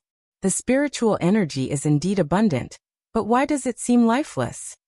Su Yu flew alongside him, smiling. Hidden beneath the sea of clouds are many divine beasts. Should they leap out, they would certainly startle you. Zhang Buku looked at him and asked, "How are you so familiar with the celestial extreme 9 heavens? What connection do you have with this place?" "My master cultivates in this realm," Su Yu replied, and a slight change crossed his gaze. Zhang Buku remained silent. When Xianyuan Human Venerable was about to fall, Su Yu had led him away from the celestial calming god's celestial army, taking them to meet an immortal monarch, thus escaping the causes and effects of the contest for the title of Son of Heaven, which greatly astounded him. Although Xianyuan Human Venerable ultimately turned the tide, he too, through that immortal monarch, found a more promising path to ascend to immortality. After cultivating in the immortal monarch's palace for a long time, Su Yu brought Zhang Buku to the celestial extreme 9 heavens. "You've always been curious about my background, now I can tell you." Su Yu looked ahead, speaking calmly, causing Zhang Buku to gaze towards him. "I was also once a son of heaven, yet through reincarnation, I shed my status as son of heaven and became a mortal spirit." Su Yu's words shocked Zhang Buku, but he quickly accepted it. Su Yu knew so much about the celestial court, there must be a connection, and his status was higher than a celestial god. As the son of heaven, it made sense. Unlike the great immortal divine Yuan and Xianyuan Human Venerable, I never received my father's favor. Perhaps he never even remembered me. Even when I violated the celestial rules, he did not personally question me. Although it seemed I had left the celestial court and gained freedom, in truth, the celestial court simply didn't care about me. Su Yu spoke with a self-mocking tone, his eyes full of desolation. Zhang Buku remained silent. He could not empathize with such feelings because his father loved him dearly. Albeit he left him early on, yet in his heart, paternal love was the greatest. If you find any errors, ads pop up, ads redirect, broken links, non-standard content, etc. Please let us know report so we can fix it as soon as possible. Chapter 8:17. Great calamity, since you have already shed the identity of the Son of Heaven. Why are you coming back now? Zhang Buku remained silent for a moment before speaking, looking at Suyu. The two had fought side by side for tens of millions of years and were like brothers, so he would not change their relationship because of Suyu's different identity. In fact, over the years, he often speculated about Suyu's identity, and was already mentally prepared. Suyu in an annoying tone said, "Isn't it because I met you? I originally wanted to lead a carefree life, but since knowing you, it's been nothing but trouble." Zhang Buku smiled upon hearing this and said, "Then you can leave now, I won't stop you." "Forget it, with your disposition. You'd have died 8 million times without me. Have I never saved you? Just to mention one thing, before joining the Celestial Army, when you tried to seize the heaven and earth ultimate treasure, you were ready to perish with your opponent, and it was only with my secret technique that we broke through the siege. This is a separate matter." The two began to bicker, with Suyu's mood lifting, returning to his usual carefree state. The two bickered all the way as they moved forward. Ahead, a radiant aurora appeared, and at the end of the aurora was a colossal palace. On the palace eaves crouched a majestic great blue bird, its majestic beauty causing space to seem distorted with its fluttering feathers. Zhang Buku's gaze fell on the plaque of that palace. CTH Novelfire. Any *T website on Google to access chapters of novels early and in the highest quality. 9 Heavens Immortal Palace. Upon hearing Zhang Buku's whisper, Suyu explained, "Residing in the 9 Heavens Immortal Palace is a heaven-opening daluo immortal known as the 9 Heavens Immortal Emperor. She is considered my junior sister, and we have a good relationship. Let's go to her palace to cultivate for some time to enhance your physical body." 9 Heavens Immortal Emperor. Zhang Buku recalled hearing within the Celestial Army that anyone who could claim the title of Immortal Emperor in the Celestial Court held a high status, at least not comparable to a celestial god. He began to look forward to the upcoming years of cultivation. After experiencing the battle for the title of Son of Heaven, Zhang Buku's ambitions grew. He wanted to become an immortal god more powerful than the Son of Heaven. He wanted to become a player rather than a pawn. The two hastened their pace, flying towards the 9 Heavens Immortal Palace. The passage of time was swift. 100 years passed in the blink of an eye. For mortals, 100 years is long, but for cultivators after nirvana, a century is not much different from a month. On this day, Guan was instructing Nzazai on the cultivation of the 4th strike of the myriad supreme palm. The two were standing on a cliff, amidst beautiful scenery, yet every strike Nzazai delivered could not damage the surroundings, because they were within a barrier created by Guan, allowing Nzazai to freely practice the myriad supreme palm. Despite Nzazai being busy managing Wuxia, his cultivation had not lagged. He was now at the cultivation level of a heaven-encompassing free immortal, and with the myriad supreme palm, even some second-generation disciples were no match for him. Guan, seeing Nzazai gradually enter the perfect state, turned his head to look at the horizon. "It has begun." Guan thought silently, referring to a war unseen by mortal spirits. The dark heavenly court was about to attack the celestial court, with Emperor Bone Profound Venerable as the vanguard. They had already opened a space-time passage, and the heaven-suppressing endless tower would appear before the celestial gate. This war would last many years, with Emperor Bone Profound Venerable merely testing the current strength of the celestial court. Unfortunately, by the end of the battle he could not force out the celestial emperor, but it did make a heavenly Dao Venerable, who had been in seclusion for countless years, renowned in the celestial court. Even within the celestial court, the title of Heavenly Dao Venerable was rarely mentioned, partly due to taboo, and partly due to the distance from most immortal gods. For Guan, this was a mere amusement, something to watch at leisure. And Nzazai continuously practiced each palm strike straight forward, the technique relying on harnessing energy. While cultivating, he asked, "Ancestor, many disciples want to ascend to immortality lately. Didn't you once help Uncle Yang Jian to ascend? Do you still have any immortal fate on hand?" Do you support the disciples in ascending? Guan never had many requirements for his disciples. Outside of cultivation, disciples would contemplate their future, even if they left Wuxia. Guan wouldn't stop them. Not everyone would stay at Wuxia forever. They might leave through the 10,000 Realms gate, or go to the human world to establish their own sections. You are responsible for observing and selecting a disciple who wants to ascend to immortality and is eligible. Guan casually replied, yet his words excited Nzizai. Indeed, Xianyuan Human Venerable had granted Ancestor a quota for ascension. He didn't want to ascend, but the fact that Wuxia had an opportunity for ascension was a glory. In his early years he had also ventured out, witnessed Ancestor in action, and long decided to follow Ancestor in cultivation to the end. Moreover, he was not deprived of freedom. If bored, he could visit the human world for leisure. He had found Ancestor's approach to life rewarding and genuinely enjoyable. To have a powerful cultivation without deliberately flaunting it, to sit back and watch the tides rise and fall, was another form of enjoyment. Listening to Nzizai's thoughts, Guan's lips slightly curled upward. Nzizai, like an Xian, had thoroughly become a true cultivator like him, which was great. Though Wuxia had many disciples, those who genuinely walked alongside Guan were few. The two chatted sporadically, Nzizai thoroughly enjoying his current state, as Guan was whom he admired most. Whether cultivating or conversing with Ancestor, he liked both, and having them together was a rare occasion in thousands of years.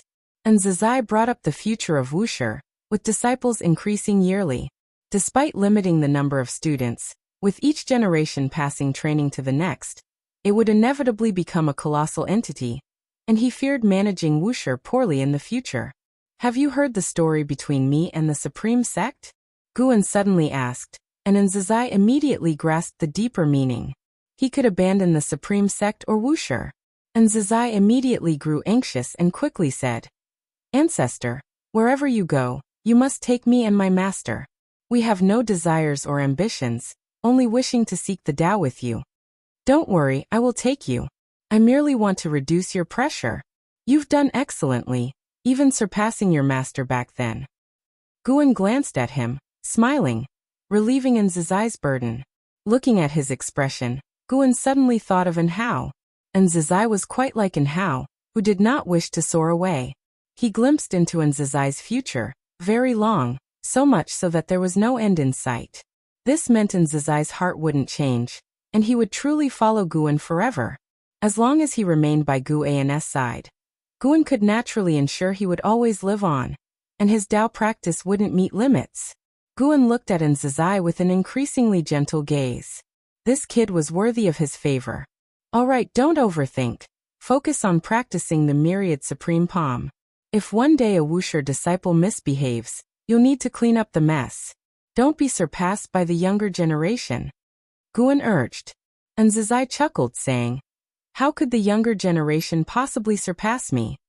Don't be so sure. Someday a great calamity will arise in Wuxia. Guan's words wiped the smile off Nzizai's face, furrowing his brows as numerous faces flashed through his mind. If you find any errors, ads pop up, ads redirect, broken links, non-standard content, etc., please let us know. Report so we can fix it as soon as possible. Chapter 8:18. Eternal Divine Power. Great Calamity. Ever since the Ancestor spoke to Nzizai, began scrutinizing the disciples with a discerning look. He realized that his past attention on the Wuxia disciples was too little. Although the Ancestor said that it was impossible for all disciples of Wuxia to be good, he refused to believe in evil. He conscientiously screened them, not willing to believe that there truly were fish slipping through the net into Wuxia. If any disciple strayed onto the wrong path, he could rectify it in time. Constantly following the Ancestor in cultivation was his goal, but if he could keep the Ancestor at Wuxia, that would be better for him, for he held deep feelings for the Taoist field of the beginningless. After all, Wuxia's current foundation was due to the efforts he exerted with much heart and energy. In the ensuing days, more and more disciples noticed Nzizai becoming stricter, even setting many hurdles for accepting disciples, causing them to privately speculate on what had affected him. The news also reached the ears of the second-generation disciples. Towards them, and Zizai did not mention the words of the ancestor, but he did not conceal the matter from the elders. Upon hearing that a great calamity would appear in Wuxia later, the second-generation disciples became solemn because they knew Guan would not speak carelessly. Guan's eyes could see the future, prompting them to heighten their attention towards their lineage's pupils. No one hoped for such a calamity to arise from within their own ranks. In the absence of knowledge across all heavens and myriad realms, the celestial court fell into a great battle. Dressed in a golden-patterned white robe, Li Xuanmiao grasped a divine weapon, soared through the clouds, surrounded by figures of immortal gods. Following their gaze, the edge of the celestial vault was an expanse of extreme darkness, resembling the maw of an abyss, ready to devour the celestial court. Endless evil demons rushed forth from it, battling the immortal gods. The battlefield was vast and boundless. Numerous meteors swept across, attacking the battlefield above the sea of clouds, with various Dharma aspects emerging one after another, and gigantic magical treasures stirred the storm winds of the battlefield. From afar, Li Xuanmiao recalled the formidable evil demon he encountered when rescuing Liya, its aura equally wicked. It seemed during the dispute of the Sons of Heaven. The dark heavenly court had already begun its invasion. Li Xuanmiao furrowed his brows tightly. He could feel a powerful aura in that darkness unparalleled. Never had he sensed such oppressive momentum, so formidable that it roused his concern for the safety of the celestial court. He had yet to climb to a high position or change the hearts of the immortal gods. Would the celestial court collapse prematurely? Coming from the mortal world, he would never believe the celestial court was eternally indestructible, for he had witnessed too many ruling forces fall. In his view, no matter how the immortal gods embellished it, the celestial court was merely a more powerful force than the holy court. He took a deep breath, set aside distractions, and plunged into the battle ahead. During his flight, he distinctly felt himself passing through an invisible barrier. The battlefield ahead suddenly expanded, deafening rumblings echoed from all directions. Boom! A terrifying gigantic fist materialized beside him. His pupils contracted, instinctively raising his divine weapon to block, yet he was still struck flying.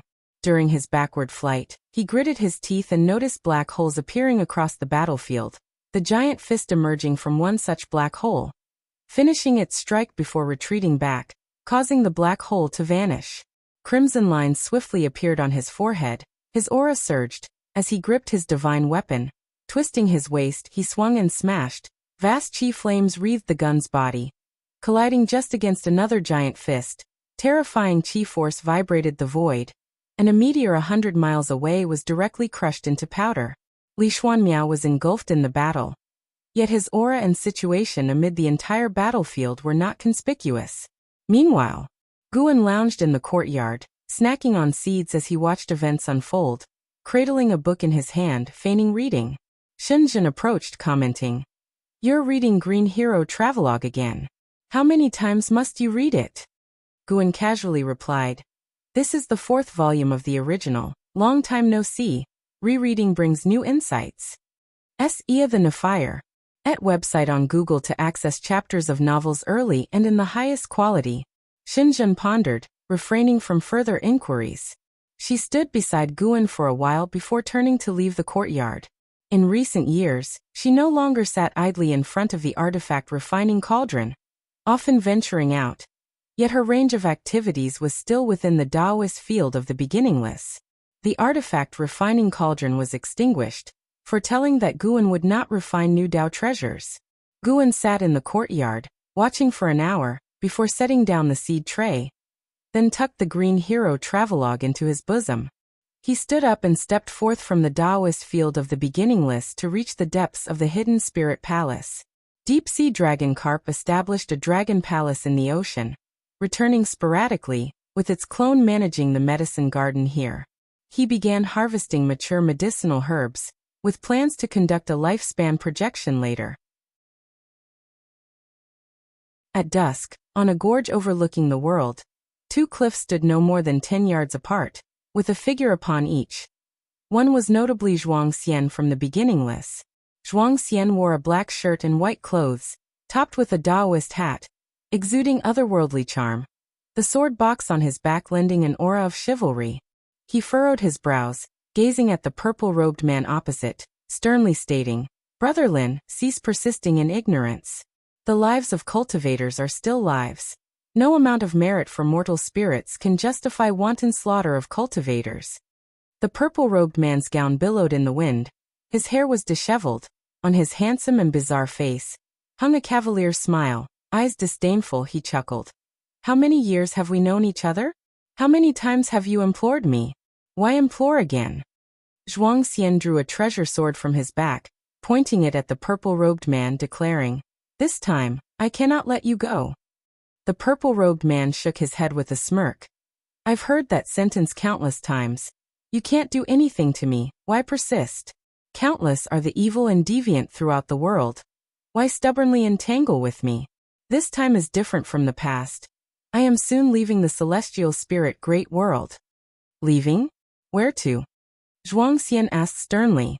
The purple-robed man showed longing, saying, "A place representing eternity, Brother Zhuang. In truth, I wish to take you too. Alas, our ideals diverge.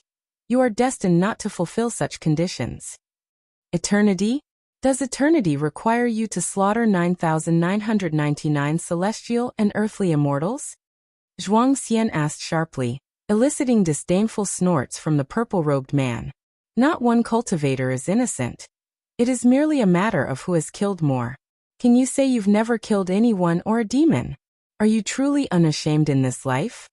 The purple-robed man glared coldly at Zhuang Xian, questioning with a twisted expression. Zhuang Xian snorted. "Unashamed? Hardly. But my shame comes from not having killed such evils sooner." With those words, the treasure sword in Zhuang Xian's hand burst forth a sword light, illuminating the world, slashing towards the purple-robed man instantly. Boom! The cliff beneath the purple-robed man and the barren mountain behind him shattered, raising terrifying dust waves sweeping to the horizon. But his eyes did not blink. The sword tip was less than 3 centimeters from his eyes, so cool were his gazes. "Thus, Brother Zhuang, today let you feel the disparity between us. This is the first time I exhibit the eternal divine power. Should you not exert your utmost, you shall die." The voice of the purple-robed man echoed, unleashing killing intent that plunged the entire world into an icy chill. If you find any errors, ads pop up, ads redirect, broken links, non-standard content, etc., please let us know. Report, so we can fix it as soon as possible.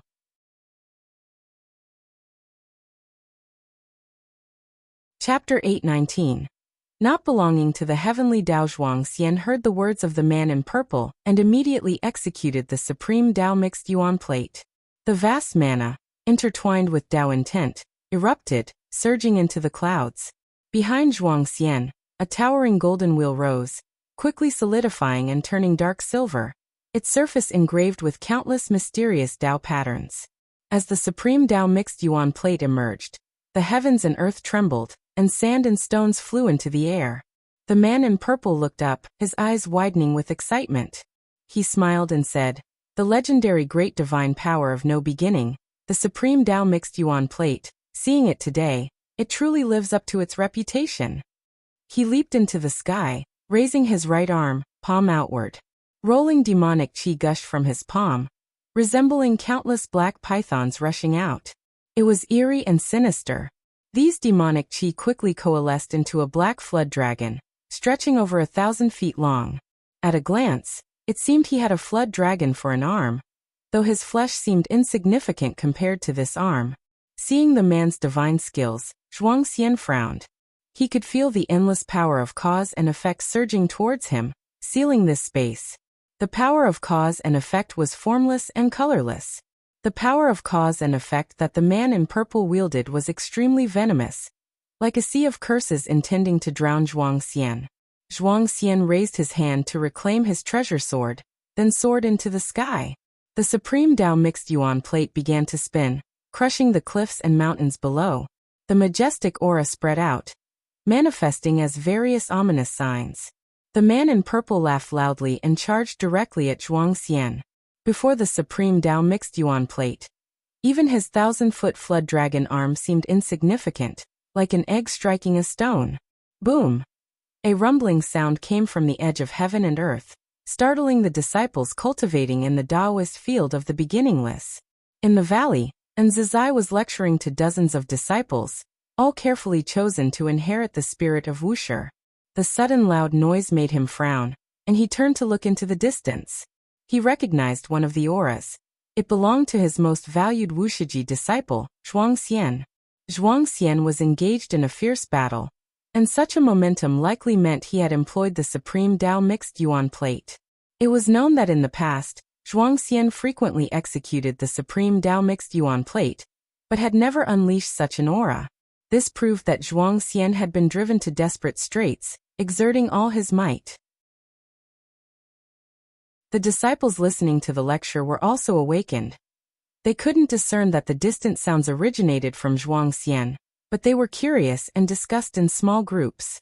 And Zizai stood up and said, "Well, stop here for today, I need to go out." With those words, he disappeared into thin air. Once he left, the disciples no longer suppressed their voices or curiosity. Is the distant battle related to the Wuxia disciple? Such a powerful aura. The fighters must have surpassed the Zizai immortal realm, right? The celestial spirit great world is vast. For the sounds to reach us from so far, the beings involved must have indeed surpassed the Zizai immortal realm. There's a terrifying aura among them. Just feeling it instilled a sense of hostility in me. Did you feel that too? The disciples engaged in heated discussions. Meanwhile, Guan in the courtyard was questioned by Shenzhen. Who is Zhuangxian fighting against? With such commotion, the opponent must not be simple, Shenzhen asked curiously, her pupils already reflecting the figure of the man in purple, though she couldn't discern his cause and effect origin. Guan, who was painting, softly replied, "That man is called Lin Songhai, born in this great heaven and earth, but he's embarked on the path of the sky." The path of the sky? What is that? Shenzhen, curious about the undiscernible cause and effect, asked. Guan glanced at her and said, "You will know in the future." Shenzhen pouted, thinking Guan was being cryptic again, but since he refused to elaborate, she assumed he had his reasons. The battle between Zhuangxian and Lin Songhai grew increasingly intense. Not only did the massive sounds of the heavens and earth reverberate, but fierce winds also swept across all directions, drawing more great cultivators to watch. Since the Heavenly Spirit Tao Alliance took control of heaven and earth, such battles rarely occurred. Great cultivators would always take their fights to the outer heaven to avoid affecting all living beings, and incurring the wrath of the Heavenly Spirit Tao Alliance. Shenzhen began to observe the fight seriously. Zhuangxian's capabilities did not surprise her, but Lin Canghai's divine skills left her incredulous. Lin Songhai was fundamentally no match for Zhuangxian. The supreme Tao mixed yuan plate suppressed Lin Canghai's countless divine skills, yet it couldn't completely defeat him.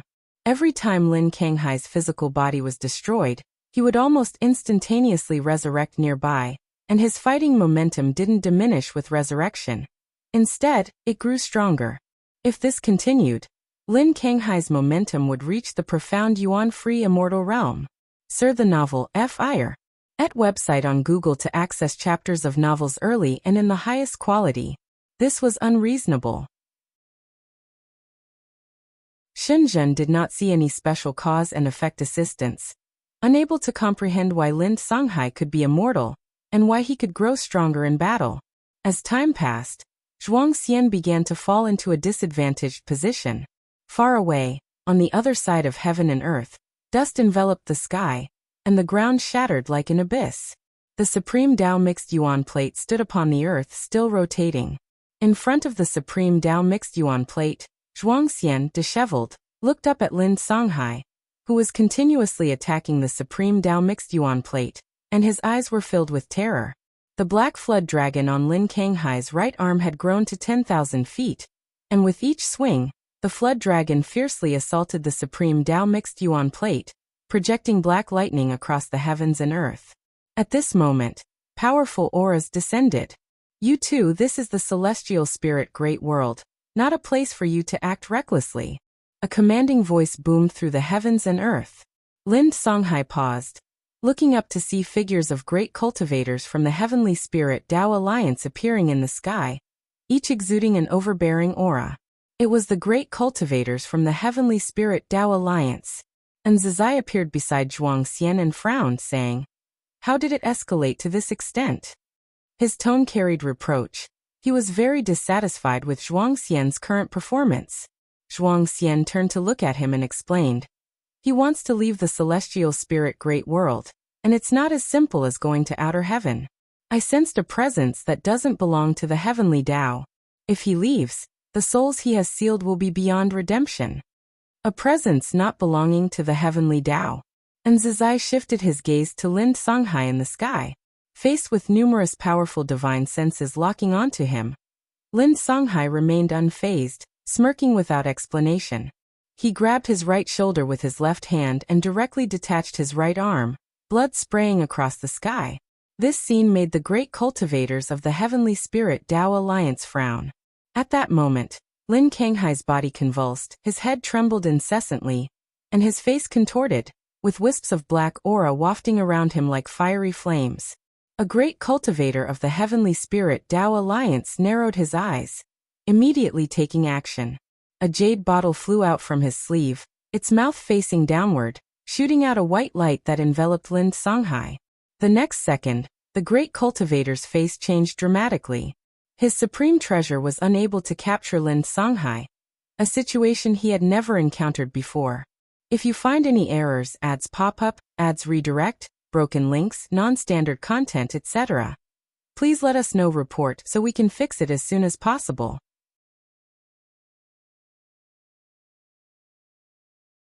Chapter 820. Eternal God. Bathed in white light, Lin Songhai continued to tremble all over, looking as if in pain. Yet the ferocious smile on his face seemed excited. He seemed to be anticipating something. The other great cultivators of the Heavenly Spirit Tao Alliance also sensed something was amiss, and took action one after another. One by one, streams of mana were cast onto Lin Songhai, but were dissipated by the black aura surrounding him. All the great cultivators felt as if their mana was falling into an abyss, instantly cutting off their connection, and leaving them unable to discern how deep it truly was. This made them feel as if facing a formidable enemy, prompting them to scatter and encircle Lin Songhai. And Zizai also sensed something was off with Lin Songhai and stepped forward, saying, "Withdraw your divine skills. Let us handle the aftermath from here." Zhuang Xian did not arrogantly hold back either, immediately dispelling the supreme Tao mixed yuan plate, only to see the black aura around Lin Songhai quickly converge into a door, a black door as tall as 100 zhang, and as it opened from the right, waves of silver light poured out from within. An overwhelming might enveloped the entire celestial spirit great world, startling countless cultivators. In the boundless chain of mountains, a strong man meditating under a waterfall opened his eyes, his shirtless body adorned with two red dragon patterns that writhed. He lifted his gaze, frowning, with a sharp glint flashing in his eyes. He was none other than Son of Heaven Jie Yan. This aura, Son of Heaven Jie Yan murmured to himself, seemingly recalling something, his gaze becoming increasingly piercing. He was not alone, more and more beings of immense power were startled. Even the many dojos in the outer heaven could sense this vast aura.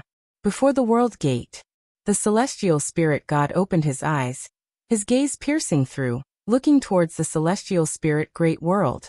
What is that? Sar the Nefire. Et website on Google to access chapters of novels early and in the highest quality. It was the first time he had felt such an aura. His instincts told him it was very dangerous, and he was certainly not its match. He did not rise to act, not because he was afraid, but because there were stronger immortal gods within the celestial spirit great world. Tai Immortal Monarch and the 72 Immortals of Golden Cave moved swiftly, appearing before the black door even before it fully opened. Bang! Tai Immortal Monarch's right palm pressed against the black door, forcefully holding it shut.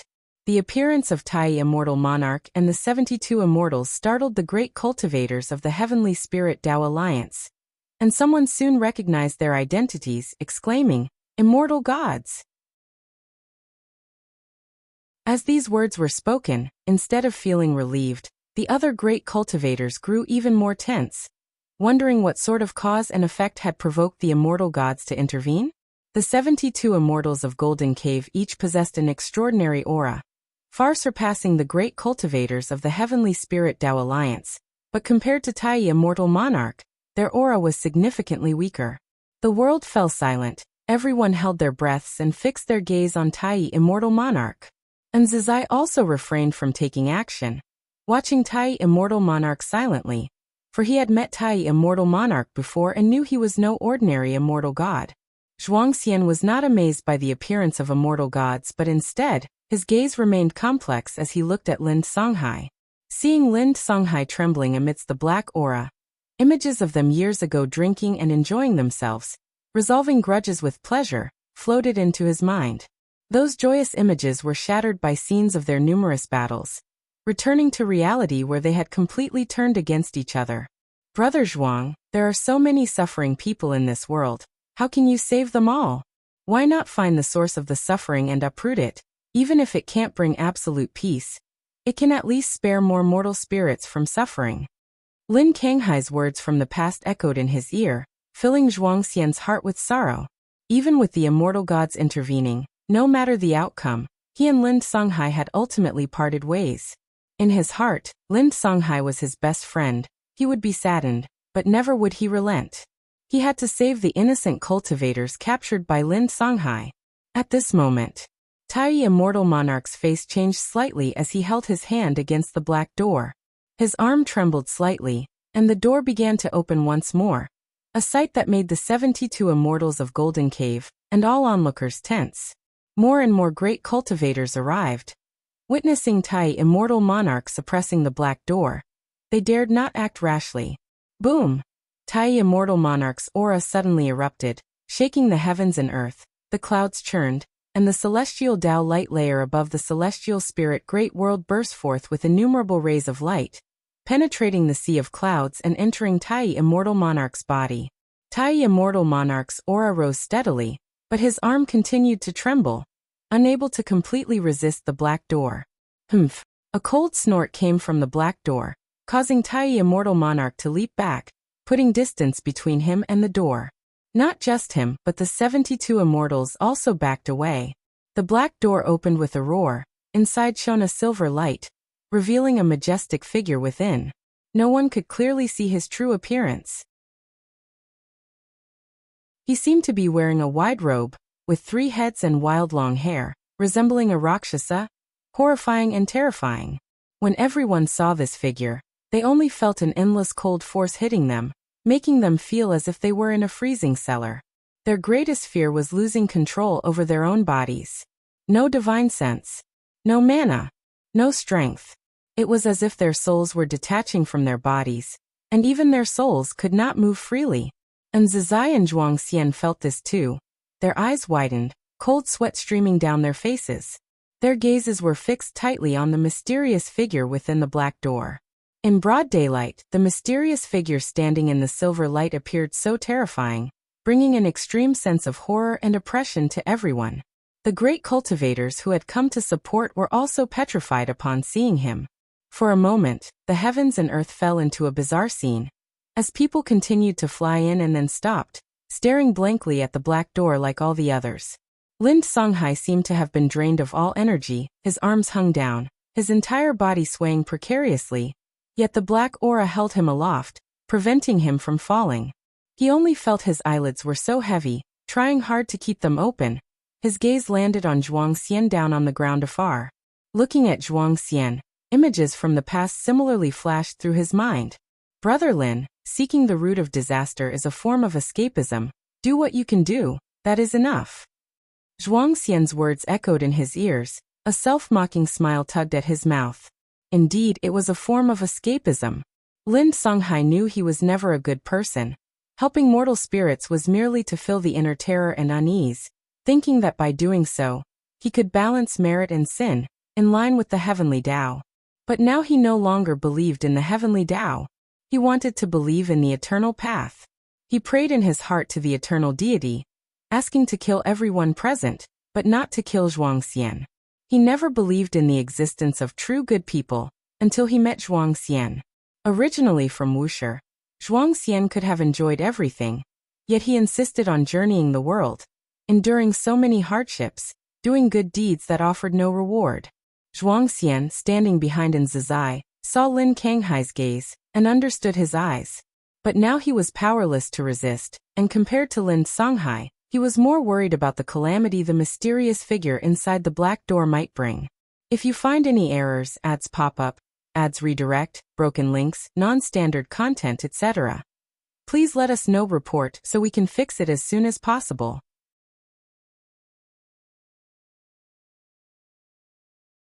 Chapter 821. Stepping into the Heavenly Tao Silence. Oppression. Dust swirled in the sky. All the great cultivators were frozen in place, fearfully watching the mysterious figure in the darkness, feeling a danger more terrifying than death approaching. Zhuang Xian struggled to control his body, but unfortunately, he couldn't do it at all. Looking at the mysterious figure inside the black gate, his fear had been suppressed, replaced by anger. Wisps of aura leaked from his body, transforming into golden energy, gradually forming the shape of the Supreme Tao Mixed Yuan plate behind him. Not as massive as during his battle with Lin Songhai, but still exuding an unshakable momentum. With the appearance of the Supreme Tao Mixed Yuan plate, Zhuang Xian was delighted to find he had regained some strength and could control his body. Instinctively, he wanted to step forward, but a hand suddenly pressed on his shoulder, pulling him back. The sudden yank made his heart jump wildly, and he instinctively turned his head to look, his eyes widening, filled with surprise. "Ancestor!" Zhuang Xian instinctively uttered. Hearing this, and Zizai standing at the front felt a surge of spirit. And Zizai, unable to look back, felt all pressure in his heart vanish upon knowing the ancestor had arrived, looking once more towards the mysterious figure within the black gate, filled with anticipation. Guan, clad in white, stood beside Zhuang Xian, his left hand resting on Zhuang Xian's right shoulder, the wind and waves between heaven and earth blowing his black hair, his extraordinarily handsome face calm. "Ancestor, you are here." Zhuang Xian, barely suppressing his excitement, raised his hand to salute Guan. Guan looked at the black gate and said, "Choices and separations are experiences everyone undergoes. Are you truly ready?"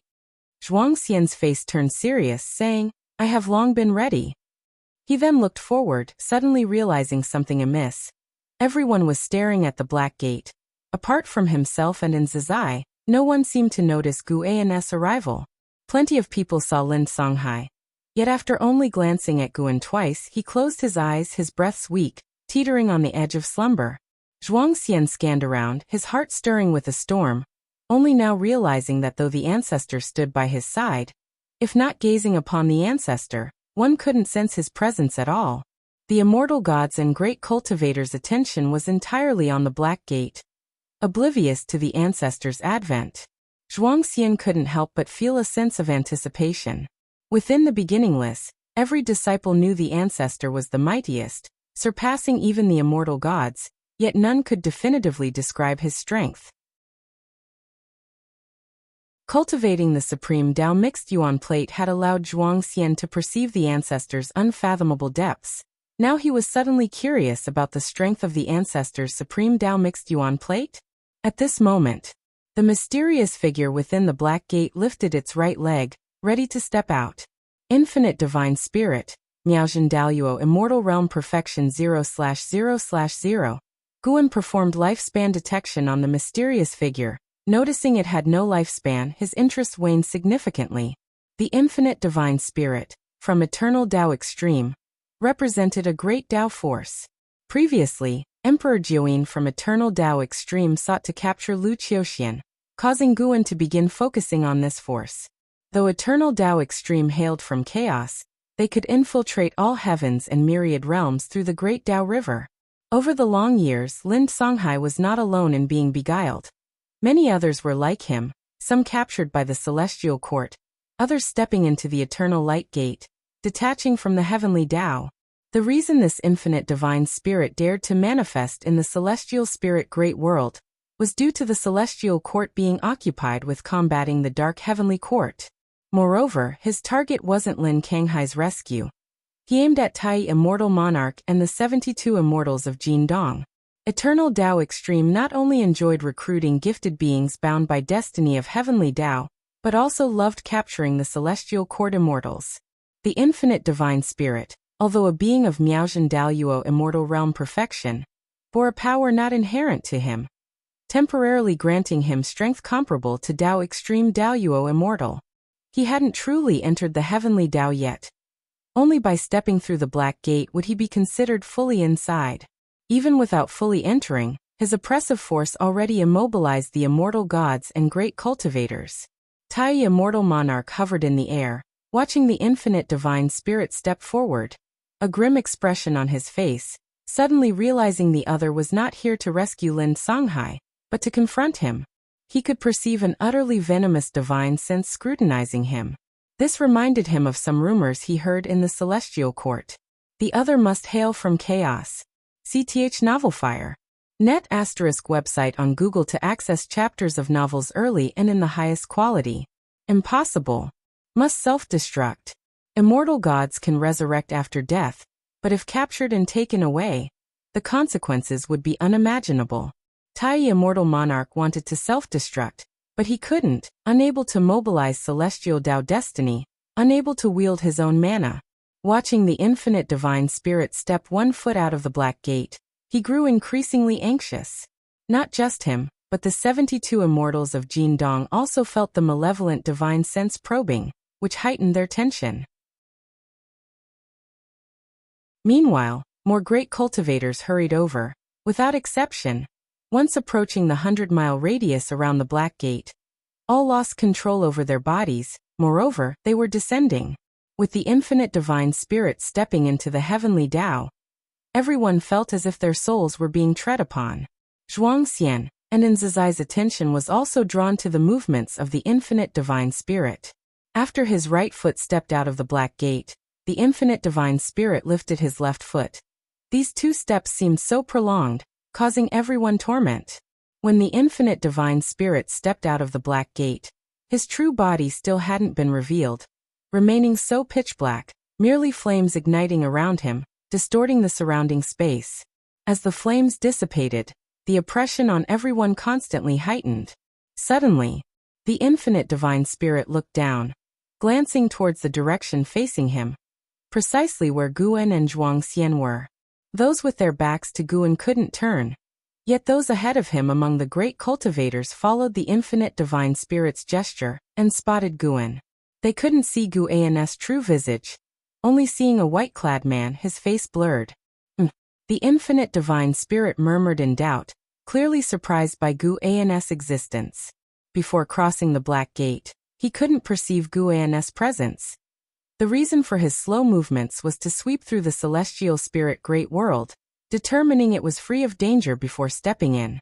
Upon entry, he sensed a new presence in this great thousand world, and all the world's cause and effect altered, with obscure regions everywhere, making it unseeable.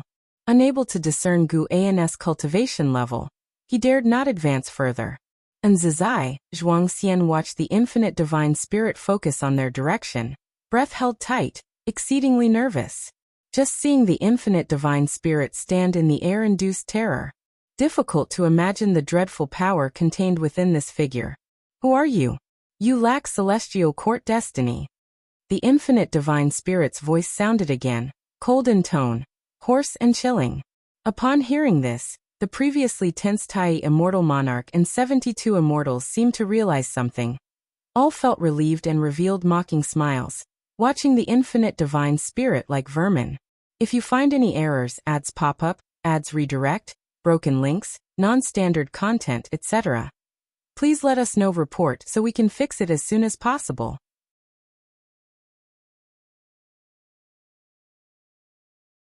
Chapter 822. Myth appears. The question from the infinite divine spirit made the eyes of the great cultivators, who were immobilized, sparkle. Although many among them could not turn their heads to look at Guan, judging from the words of the infinite divine spirit, it seemed that a mysterious, powerful figure had arrived. In any case, the presence of the infinite divine spirit made them feel extremely dangerous. If such an existence met its match, they would have a slim chance of survival. Zhuangxian's heart raced, nervously waiting for the ensuing battle. After a brief moment of unease, Zizai's mindset returned to calm. He was initially nervous because of the instinctive reaction to the power of the infinite divine spirit. After calming down, he believed the infinite divine spirit was doomed. No one is a match for the ancestor. His gaze, although not as aggressive as that of Tai immortal monarch and other immortal gods, still made the infinite divine spirit uncomfortable. Did these ants think he would die?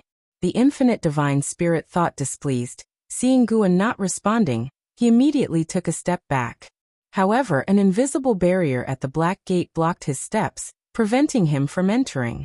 He was separated by just one door, yet he couldn't cross it, completely trapped within the heavenly Tao. The infinite divine spirit was greatly alarmed. Without a word, he leaped up, unleashing terrifying mana that plunged the entire celestial spirit great world into darkness. Everyone was startled by the sudden change, and at that moment, Guan raised his hand and grabbed across the void, making the dark celestial vault suddenly brighten. Lin Songhai, who was floating in the air, fell to the ground, and the black gate turned into black mist, vanishing without a trace. The terrible pressure enveloping the world disappeared, and everyone felt as if they had landed, regaining control of their physical bodies.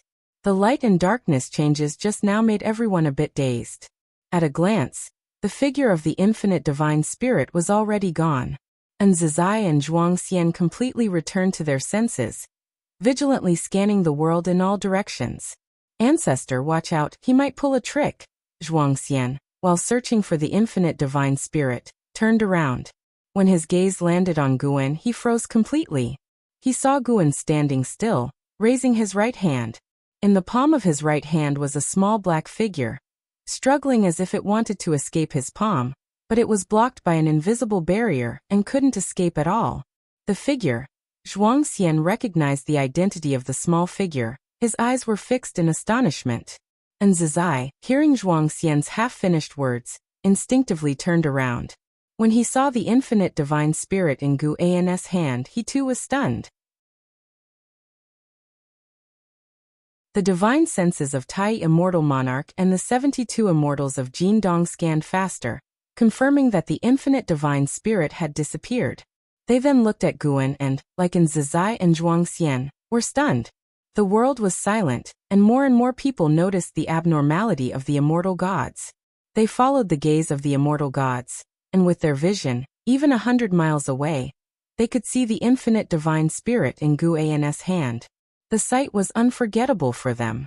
The great cultivators from various sects stared at the infinite divine spirit captured by Guan, all wide-eyed, even gasping in disbelief.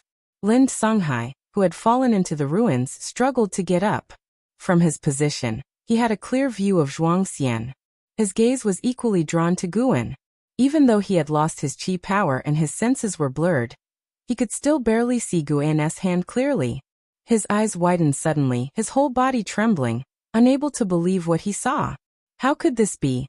Lin Songhai trembled all over. The aura of the infinite divine spirit was so powerful before, even the immortal gods were suppressed. How could it be captured by someone? At this moment his faith crumbled. Before this, the eternal path was his pursuit, his hope of surviving in a chaotic world. He believed the eternal path was stronger than the heavenly Tao, that eternity was the most meaningful pursuit. He never imagined the deity of the eternal path would fall, and without any resistance. Kneeling in the ruins, his whole being seemed to have been drained of his soul. Guan stood in place, letting all the great cultivators witness this scene. He wanted the world to know that the eternal Tao extreme was nothing more than this. The reason for doing this was because the eternal Tao extreme would not give up, and would later delude people. CTH Novelfire.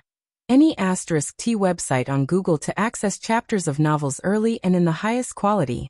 Seeing the previously invincible infinite divine spirit struggling in the hands of that mysterious white-robed man, everyone felt absurd and unbelievable. After the intense visual impact, unlimited curiosity surged in their hearts. Who is this person? Some great cultivators who knew of Zizai became excited, thinking of a mythical figure. Guan stood in place for a while, then retracted his right hand and disappeared from there. As soon as he left, everyone's emotions were completely released. Hiss, is it over just like that? If it weren't for the earlier suppression, I would have thought it was an illusion. So strong, myths are true after all. Indeed, when the world faces peril, that being will take action. He doesn't enjoy worldly power, hiding to cultivate. This is a true immortal god. The world owes Wuxia one more debt of gratitude. If that demon had acted just now, it might have turned the celestial spirit great world to dust in an instant. The great cultivators were in heated discussions, and those unfamiliar with Guan's identity understood as well, feeling a brand new emotion surge within. The myths of Wuxia, they had heard countless times. Ancestor Master Wuxia was an incredibly distant presence in their hearts. Hearing these wonderful stories again, they would be excited, but after a while, they became numb. Now, when people mentioned Ancestor Master Wuxia, their feelings did not change because they had never seen Ancestor Master Wuxia, and did not know how strong he really was. Now, witnessing Ancestor Master Wuxia easily suppress the infinite divine spirit, they felt shock. After the shock came a long-lost sense of excitement, probably even worship. Zhuangxian listened to the uproar from all directions and returned to clarity. Turning to look at Lin Songhai, he saw Lin Songhai standing lifelessly on the ruins, immediately flashing beside him. Hand over that demon artifact. Zhuangxian said with a complicated expression, drawing a treasure sword from behind him. Lin Songhai, with a dull expression, raised his right arm. A black flag flew out of his sleeve, which Zhuangxian caught. Zhuangxian scanned the black flag with his divine sense, confirming that the souls were still inside, and breathed a sigh of relief. We were once old acquaintances. Your mistakes cannot be forgiven. The Heavenly Spirit Tao Alliance won't let you go, nor will the aristocratic families and sects behind these souls. They'll end it personally for you to suffer less. I hope you won't walk this path again in your next life. Zhuangxian spoke, raising the sword in hand, ready to slay Lin Songhai. Lin Songhai didn't raise his head or avoid it, his face full of desolation. Suddenly, a hand grabbed Zhuangxian's wrist, making it impossible for him to bring the sword down. He turned to see it was Nzizai who intervened. Ancestor, what are you doing? Zhuangxian asked with a frown. Nzizai looked at him and said, I want to take him back to Wuxia. Zhuangxian said in a deep voice, if you take him back to Wuxia, how will the world view our Wuxia? If you find any errors, ads pop up, ads redirect, broken links, non-standard content, etc., please let us know. Report so we can fix it as soon as possible.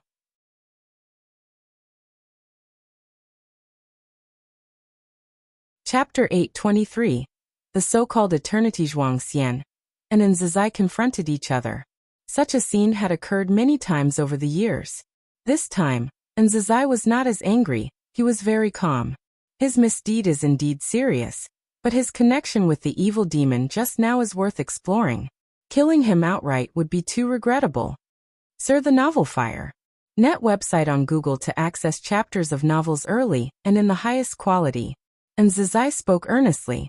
Zhuangxian listened, his brows furrowed, but did not relent. Zhuangxian stared at Nzizai and asked, Ancestor, how do you intend to deal with him? Nzizai's expression softened, and he said, killing him is easy, correcting his mistakes is hard. He will face the punishment he deserves. Hearing this, Zhuangxian hesitated for a moment before finally withdrawing his sword. Nzizai waved his sleeve, collecting Lin Songhai into its folds. Tai Immortal Monarch and the 72 immortals of Jindong quietly departed, while other sects' great cultivators approached, hoping to converse with Nzizai. Elsewhere, Guan had already returned to the Taoist field of the beginningless. He went to his usual secluded bamboo grove, sat on the steps in front of the pavilion, and turned his right hand upward, revealing the infinite divine spirit to the sunlight. At this moment, the infinite divine spirit was no longer struggling. It curled up as if in slumber. Guan began a soul search, using the infinite divine spirit to understand the eternal Tao extreme. When confronting Emperor Jiuyin before, Guan also tried to soul search, but as soon as he attempted, the eternal Tao extreme used destiny to annihilate Emperor Juyin's soul. This time, Guan had broken through the Great Realm and reached the Perfection Realm as the Supreme Emperor of Ultimate Merging Tao. His strength had transformed profoundly. Before the soul search, he used his power of cause and effect to isolate himself. It wasn't just his power of cause and effect. The strength of the dojo was also present. Without any mishap, he forcibly penetrated the infinite divine spirit's soul, madly searching its memories, and many memories about the eternal Tao extreme flooded into his mind. After a few breaths, Guan had already captured all the memories of the infinite divine spirit. He clenched his right hand, scattering the infinite divine spirit's soul. However, this was not the real body of the infinite divine spirit. To be precise, the eternal Tao extreme's destiny could revive it. Through the infinite divine spirit's memory, Guan's impression of the eternal Tao extreme deteriorated significantly. Unlike the dark heavenly court, which was expelled, the eternal Tao extreme inherently did not belong to the heavenly Tao. They greedily sought to devour everything of the heavenly Tao. Most beings who joined the eternal Tao extreme ended up worse than death, with only a scant few capable of becoming eternal divine spirits. The gods of the eternal Tao extreme would refine the souls of heavenly Tao beings, merging them into their destiny, thus enhancing the resistance of the eternal Tao extreme destiny against the celestial Tao destiny. The eternal Tao extreme itself possessed countless gods, which were fundamental to their foundation. Long ago, the eternal Tao extreme invaded the heavenly Tao, where the celestial emperor's great might slayed most of them. Since then, they dared not attack the celestial court again. Yet the celestial emperor's strength filled them with longing for the heavenly Tao. These eternal divine spirits seduced the beings of the heavenly Tao through the great Tao river. Their methods for Lind Songhai were relatively gentle, yet many were forcibly abducted like Lu Qiuxian.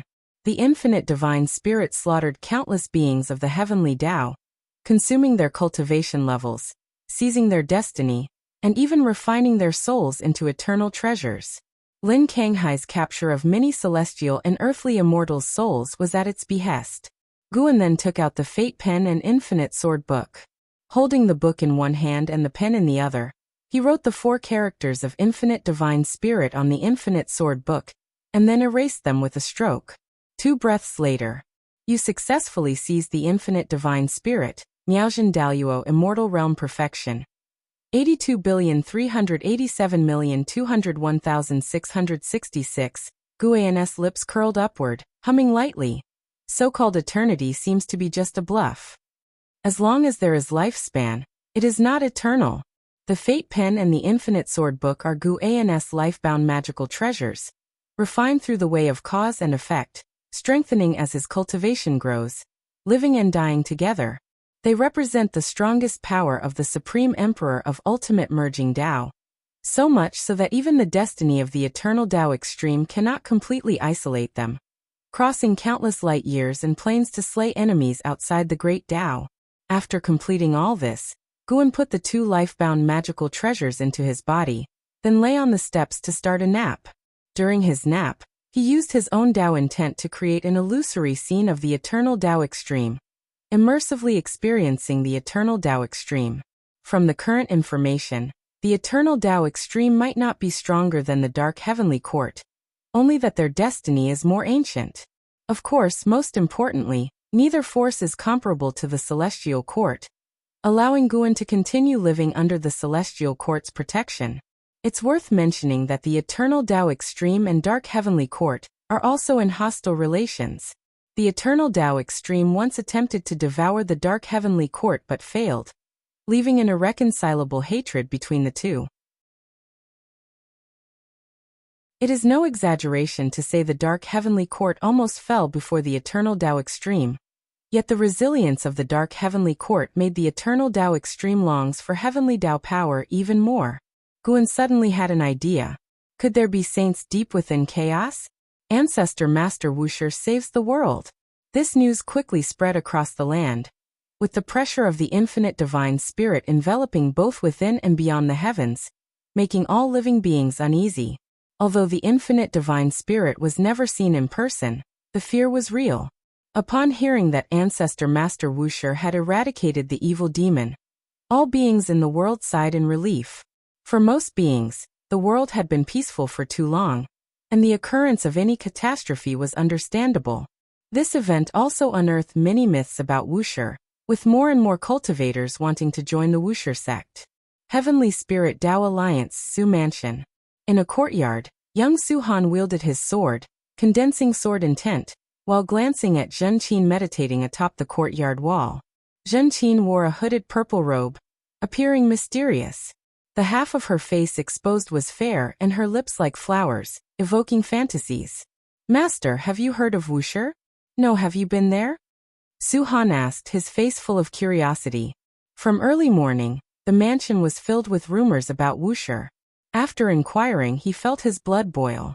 It was the first time he learned that such immortals existed in the world, and such a holy land secretly protected all living beings. This is truly the people of immortal cultivation. Zhen Qin calmly replied.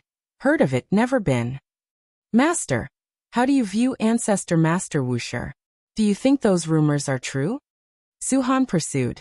He held great respect for Zhen Qin, and his grandfather also respected her, making him ever curious about Zhen Qin's origins.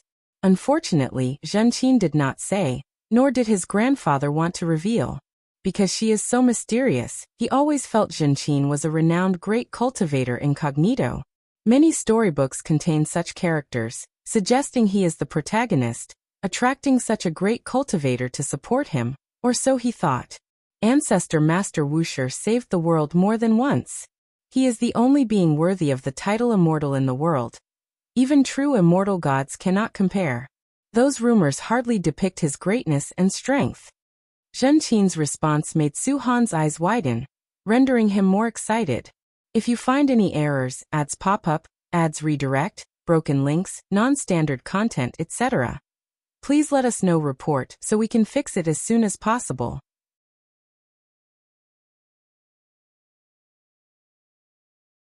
Chapter 824. Reincarnation Battle. Master, do you hold the Ancestor Master Wuxia in high regard? Su Han inquired further, his concentrated sword intent slightly unstable, with threads of sword qi dissipating outwards. But he didn't mind, his attention was already on his master. Zhen Qin responded. Everyone in this world dares to respect him, and any words of praise are not enough. It was the first time Su Han had heard his master speak so effusively about someone, which made him imagine more about the Ancestor Master Wuxia. Master, can you tell me the myths about Wuxia that you've heard? How about something I haven't heard before? I've heard that the Ancestor Master Wuxia was born before the opening of heaven and earth. Was he human, or a demon? Also, how many disciples does Wuxia have? It's said that a fourth-generation disciple of Wuxia is coming to visit the Heavenly Spirit Tao Alliance. The person hasn't even arrived, and the preparations have already begun. Su Han's endless questions left Zhen Qin no opportunity to respond. Once he finished his questions in one breath, he looked at Zhen Qin with anticipation. Zhen Qin slightly raised her head, revealing a pair of cool and beautiful eyes from under her hat, and glanced at Su Han, saying, Consolidate your sword intent first, then ask these questions. I can tell you what the world doesn't know about Wuxia. Upon hearing this, Su Han became instantly excited and quickly promised that he would definitely succeed. Then, Zhen Qin closed her eyes and continued her practice, while Su Han also began to focus on solidifying his sword intent. In the blink of an eye, a month passed. Boom! A surge of sword intent erupted from the courtyard, scattering the clouds in the sky and startling the birds in the forest. Holding his sword, Su Han's robe flapped in the wind, and his long hair fluttered as well. He looked at the silver glow of sword intent on the blade, displaying a proud and excited smile. He turned to look at Zhen Qin, who was meditating on the courtyard wall, and said, Master, I did it. You can't forget what you promised me. This situation was not unique to the Su Mansion. Countless young cultivators across the world were infatuated with and obsessed with the Ancestor Master Wuxia. They wanted to learn about Wuxia and join him. Since that battle, whenever a disciple of Wuxia went out to train, they would receive grand treatment everywhere. And within the Taoist field of the beginningless, the disciples were equally excited and proud, though they couldn't see Guan. On this day, and Zizai came to the bamboo grove to meet Guan. Ancestor, how should we deal with Lin Songhai? After saluting, and Zizai respectfully asked. The reason he wanted to remove Lin Songhai was mainly for Zhuangxian's sake. He feared that Lin Kanghai's death would become a thorn in Zhuangxian's heart. If Zhuangxian later realized that his path was not absolutely correct, would he be filled with regrets? He was afraid that Zhuangxian might become a calamity, as Guan had described. If such a situation arose, he wouldn't know how to face Guan or how to handle Zhuangxian. When he saw Lin Songhai, and Zizai realized that he wasn't as powerful as he imagined and had vulnerabilities too. While carving a wood sculpture, Guan casually said, "Kill him, throw him into reincarnation, allow him to accumulate 1,000 lifetimes of good deeds, and then give him a chance to turn back." Upon hearing this, and Zizai breathed a sigh of relief. It sounded harsh, but for a cultivator, if one could regain one's memories, it wouldn't count as true death. Reincarnation was terrifying. Without the help of a great power, once thrown into reincarnation, one would inevitably have all past causes and effects erased until becoming a new being. From a worldly perspective, dying in this life would end the causes and effects of this life. No one would chase an enemy into the next life, nor could they find them. And Zizai further asked, "Ancestor, do you need to interrogate him?" Guan waved his hand, indicating he could leave. And Zizai secretly wondered if the ancestor already knew about the outer heaven power behind Lin Songhai. Indeed, the higher the cultivation level, the more one sees. The ancestor didn't need to interrogate. A glance could reveal all illusions. And Zizai saluted, then turned and left. Guan continued focusing on his task at hand. To him, Lin Songhai was just an inconsequential person. The reason he was giving Lin Songhai a chance was that Lin Songhai had indeed saved countless mortal spirits.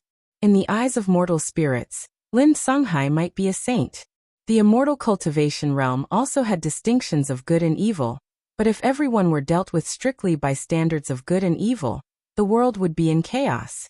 Transcendence had fewer constraints than mortal spirits, so naturally, the standards of good and evil couldn't be the same. Sir, the novel F.I.R. Net website on Google to access chapters of novels early and in the highest quality. Guan was born immortal and, regardless of what others thought, preferred rules that lean toward the mortal spirit's way. Even Zhuangxian has become less interesting. I wonder when the next disciple that piques my interest will appear. Guan muttered to himself. He was willing to teach Zhuangxian not only because of LV Baishan's sake, but also because he found the young man's peculiar temperament interesting. He continued carving while glancing towards outer heaven.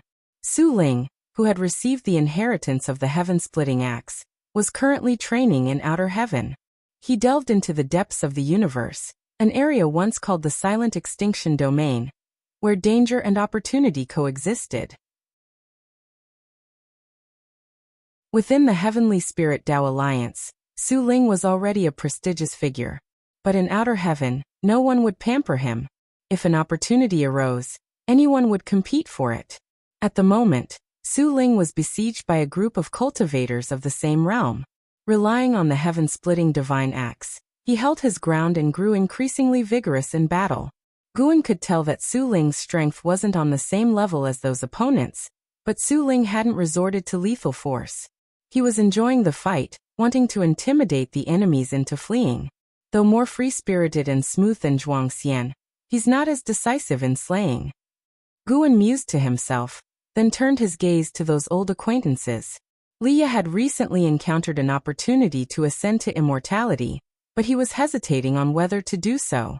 Tian Hao had obtained the Celestial Emperor's inheritance, and had been in seclusion in the misty immortal court, advancing rapidly in cultivation. Zhang Buku was training with Su Yu in the Celestial Extreme Nine Heavens, having received a great divine power from the Nine Heavens Immortal Emperor, blessed with considerable fuyuan. Zhu Shi was still in the Taiwei Great World. Yet she wasn't burdened by power, devoting most of her energy to her own cultivation. Guan also looked towards the Celestial Court. Both Yang Jian and Li Xuanmiao were doing quite well. They continually earned merits in battles against the Dark Heavenly Court, enhancing their celestial Tao destiny. And then there was the progeny of his reincarnation body, the celestial destruction god. Regarding the celestial destruction god, Guan had no intention of acknowledging him. Still, since the origins of the Long family's cause and effect were linked to him, he wouldn't hesitate to lend a hand occasionally. He often claimed to be unconcerned, yet couldn't help but get involved. Guan was aware of this quirk of his, but he didn't consider it a fault. On the contrary, he found it interesting. Of course, he was also delighted because he had the capability to undertake these tasks. It's been a long time since I've conducted a lifespan reincarnation. Today seems fit for one. With my current cultivation level, could the reincarnation body be so powerful that it would only fall to a mixed element profound venerable immortal? If that's the case, who could stop him? Thinking this, Guan suddenly found it amusing that if he carried out a lifespan reincarnation, he might again encounter the Celestial Emperor. In the past, he would have dreaded such trouble, but now he even felt a sense of anticipation. Dueling with the Celestial Emperor in reincarnation? Interesting. If you find any errors, ads pop up, ads redirect, broken links, non-standard content, etc., please let us know. Report so we can fix it as soon as possible.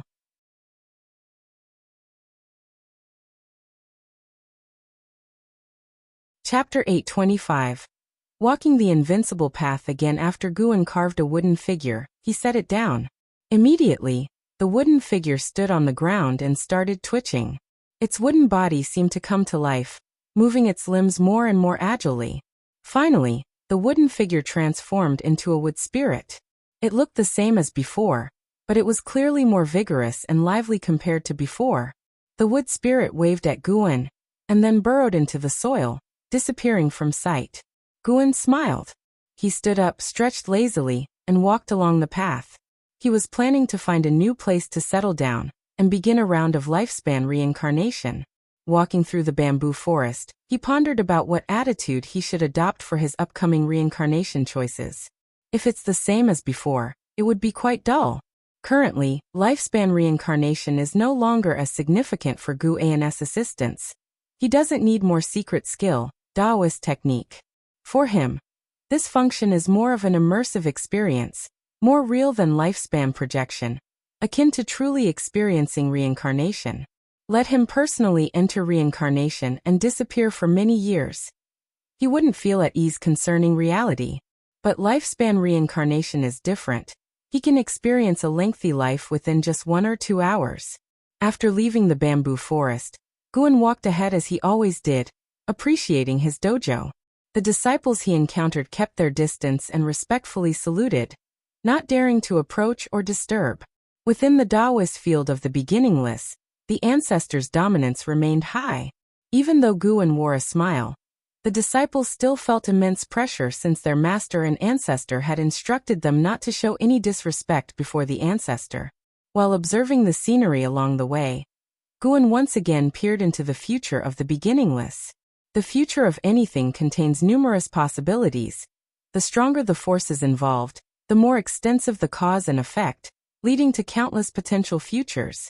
With numerous disciples mastering vast powers, the future of the beginningless naturally becomes multifaceted, possibly different each day. For cultivators like Guan, no matter how varied the changes are, he viewed them without fear that the beginningless future might alter, but merely to see in which direction it might change. The destiny changes in the beginningless allowed Guan to see Nzazai's efforts. Nzazai was worried that the beginningless might encounter troubles, becoming stricter with the disciples. Guan was neither opposed to nor supportive of Nzazai's efforts. He simply watched quietly. Nzazai's efforts influenced the fate of the beginningless, which served as a microcosm. All beings in the world continuously exert influence upon each existence. This calm progression took an hour until Guan reached a lakeside, where he sat in his usual spot on an old wooden chair used for fishing, silently performing lifespan reincarnation. You expend 1 billion years of lifespan to initiate a reincarnation evolution. Choose between reincarnating to the past, present, or future. This time, Guan decided not to choose the past as that would entail significant cause and effect. He believed his reincarnation body might live as primordial profound venerable, an existence that would undoubtedly stir the heavenly Tao. Future. Would you reuse the reincarnation body from past lifespan reincarnation? Yes. Guan had already made up his mind on the way. The me with the highest comprehension should walk through the invincible path once again. You choose to reincarnate as extreme. Begin connecting to Tao rules. Start searching for the reincarnation heaven and earth. You have the following heaven and earth choices. Select 1. 1. Time Earth Core 2. Endless Jade Pool 3. Immortal Cave Heaven. These places had been mentioned before. Guan had not visited them, yet he could already see their locations and conditions. Guan did not hesitate and quickly made his choice. You choose to reincarnate into Taiwei Earth Core.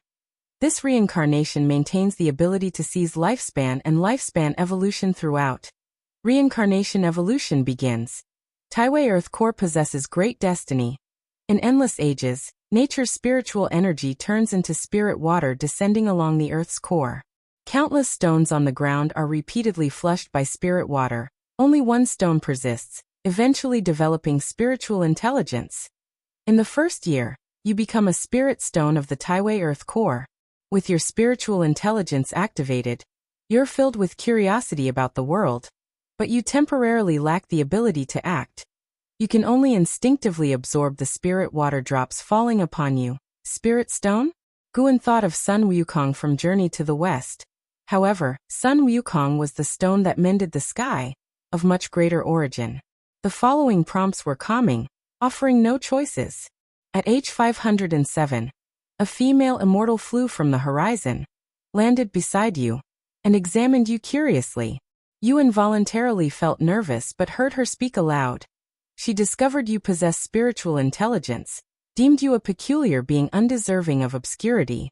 She did not disturb you but instead left. At age 508, the female immortal returned with a group of human race cultivators, instructing them to guard your growth. You also learned her name, Xingtian. Very likely it was Zhu Shi, as Taiwei Earth Core was hidden deep within the Taiwei Great World, part of a deeper plane. The current Taiwei Great World had yet to perceive Taiwei Earth Core's existence, holding even grander spiritual energy and opportunities. Guan was not surprised. He chose Taiwei Earth Core initially to see if Extreme and Zhu Shi could interact. At age 9,999, you felt your power on the verge of exploding, entering a profound mystery state to perceive Extreme Tao combat technique, condensing Extreme Tao fruit, eventually shattering the spirit stone and transforming into a human form, astonishing the holy court cultivators guarding around you. You chose a name for yourself, Extreme. In the same year, Xingtian visited, and you grew fond of her. You did not refuse her invitation to explore Taiwei Earth Core with her. During this period, Xingtian wished to take you as a disciple, a decision you must make. No. Agreeing would contradict the natural path, wouldn't it? Guan immediately decided. Sir the Novelier. NET website on Google to access chapters of novels early and in the highest quality. You rejected Shengxian's offer of discipleship. Although Xingtian felt regret, she was not upset. She insisted on imparting you the cultivation method but was astonished by your display of extreme Tao combat technique.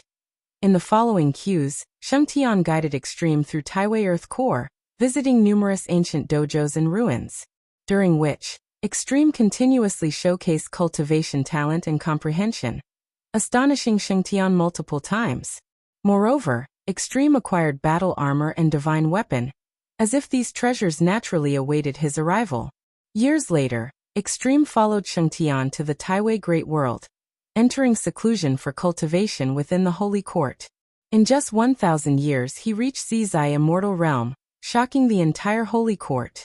As a result, Xingtian proclaimed to the world, appointing Extreme as the Holy Court's heavenly strategy war god, declaring him a supreme treasure bestowed upon Taiwei Great World by the heavens. 500 years later, Extreme surpassed Zizai Immortal Realm, bidding farewell to Xingtian, wanting to explore the Taiwei Great World alone. Xingtian did not object.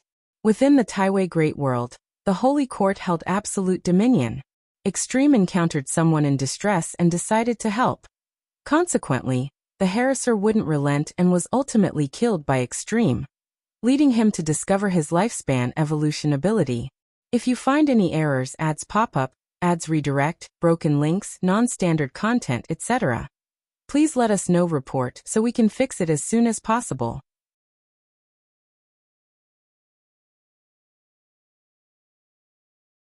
Chapter 826. Time-Space Technique. JIS experiences in the Taiwei Great World were quite diverse, with various enmities frequently arising. Some admired him, but strangely, when faced with women's confessions, he didn't even give Guan a chance to choose, directly rejecting them, while hesitating over matters like killing, accepting a mentor, or pleading for others.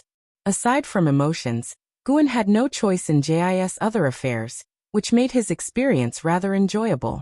For now, JIS' personality wasn't considered gloomy. He bore no grudges and would make many friends. Even just reading about him, Guan could imagine the image of a heroic prodigy full of pride and ambition. Moreover, JIS' actions were upright and forthright, succumbing to flexibility rather than force. The more enemies he had, the more excited he became. If enemies pleaded with him, he would hesitate. There were also a few times when Ji hesitated and was attacked by enemies, but he never took it as a lesson. Even if he was ambushed, he could teach his enemies a painful lesson. SAR the Novel Fire. Net website on Google to access chapters of novels early and in the highest quality. By the time Ji reached 100,000 years old, he had already attained the realm of heaven-encompassing free immortal, becoming the undisputed foremost prodigy of the Taiwei Great World. Ultimately, Ji left the Taiwei Great World, setting out alone to explore the outer heaven. It was the inevitable path to attaining the Tao, and Sheng Tian did not stop him, even looking forward to it. It seemed Sheng Tian regarded Ji as a potential successor, pinning high hopes on him. After leaving the Taiwei Great World, Ji first arrived at the path of the Great Tao. Upon arrival, he encountered the Taoist emperor, who was of the same realm. Ji directly invited him to a duel and eventually defeated him, helping him heal before moving on. Guan felt that Ji's cultivation speed was swift, but Ji hadn't used his lifespan to evolve his capabilities. He had killed too few enemies. Ji bore no attachments and did not hide his cultivation level, so few dared to scheme against him. Most battles arose from treasure disputes, never reaching the point of a killing blow. Until Ji was 150,000, 23 years old, Guan raised an eyebrow. At 150,000, 23 years old, you encountered a great battle where hundreds of cultivators besieged a single person. Among them were Taoist emperors and primordial Tao emperors. Seeing that they were all of the same realm, you took interest and began to watch. Ultimately, you witnessed that person repel hundreds of enemies, recognizing them as the strongest person you've ever met of the same realm.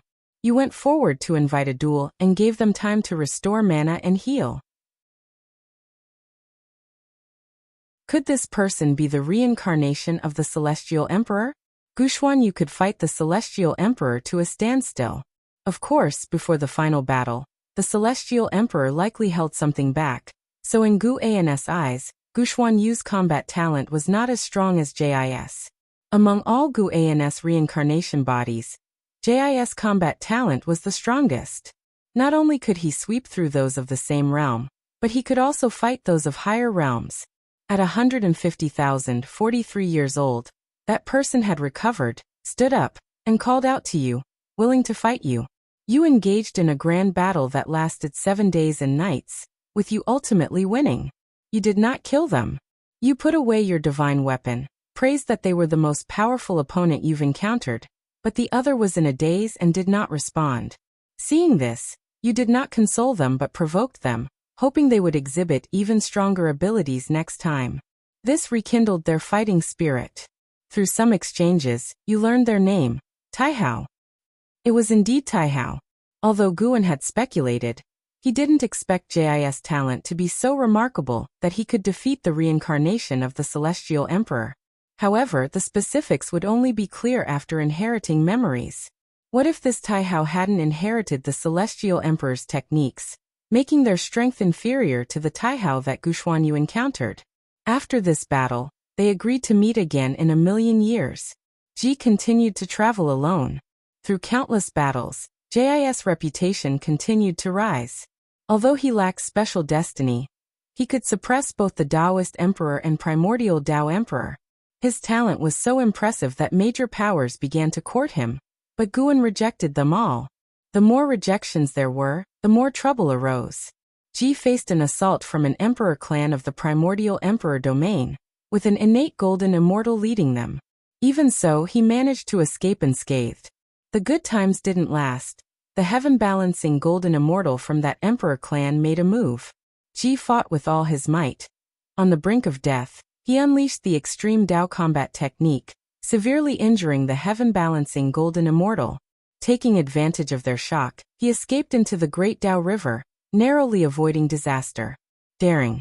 Quite the ferocity. In Guan's view, it was impossible for a heaven-encompassing free immortal to defeat an innate golden immortal, let alone injure a heaven-balancing golden immortal. It was simply illogical. But the injuries from this battle were severe as well.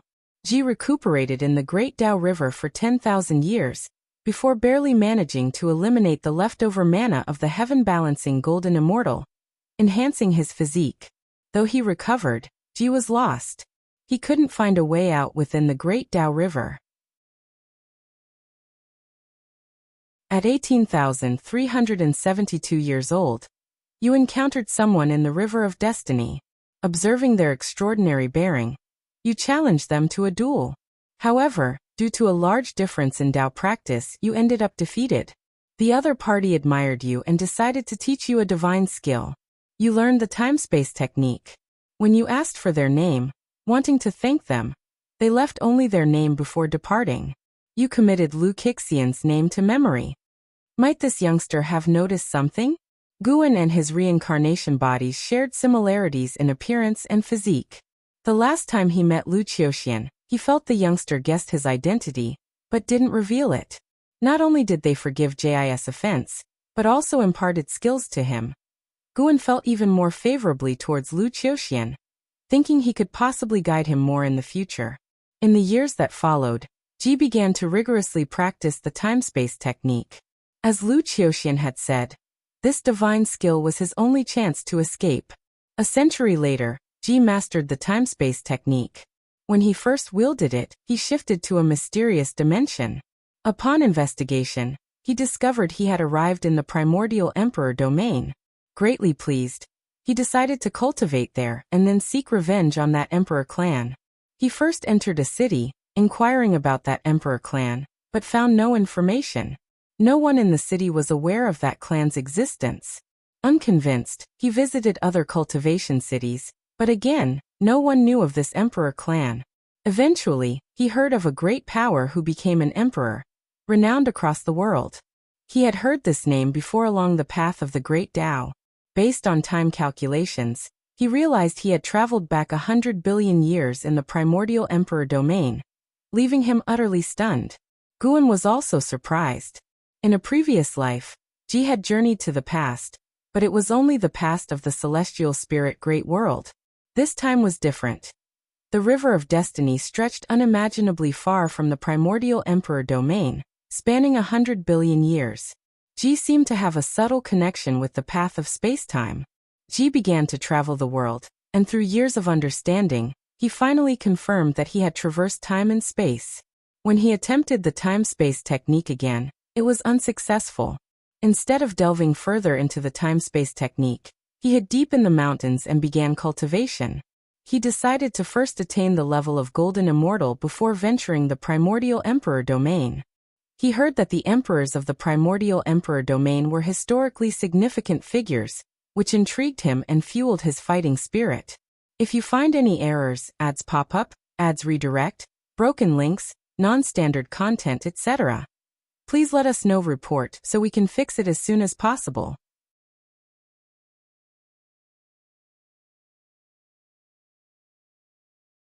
Chapter 827.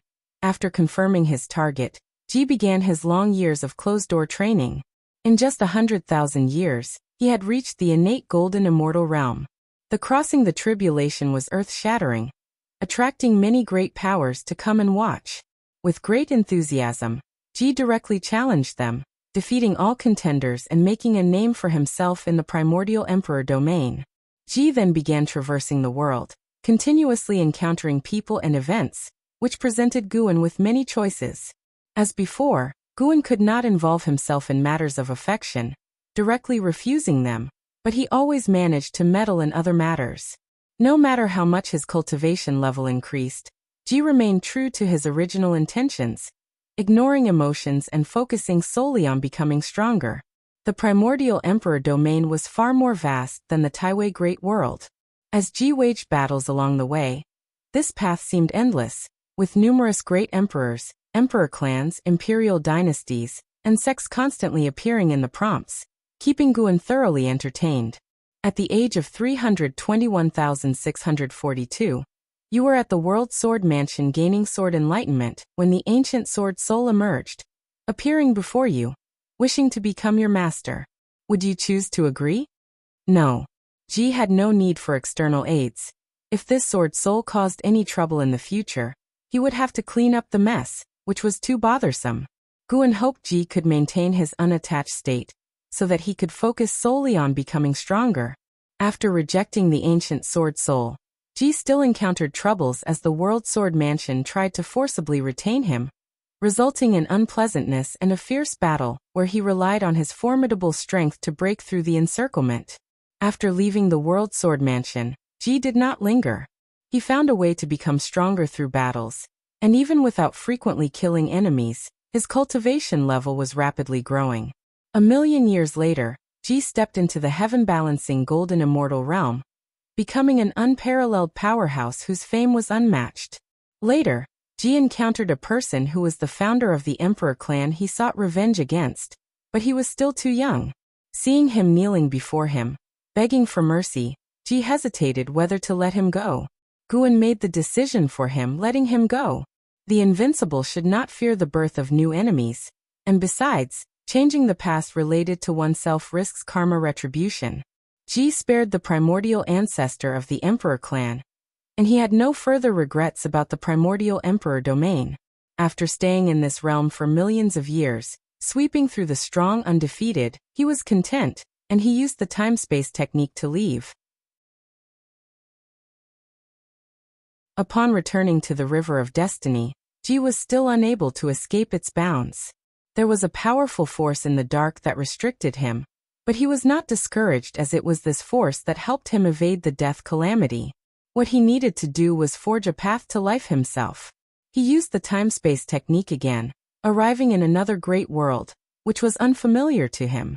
He was uncertain if he had returned to his timeline, but he did not care and resumed his path of battle, seeking strong adversaries, challenging them, achieving victory, repeating the cycle.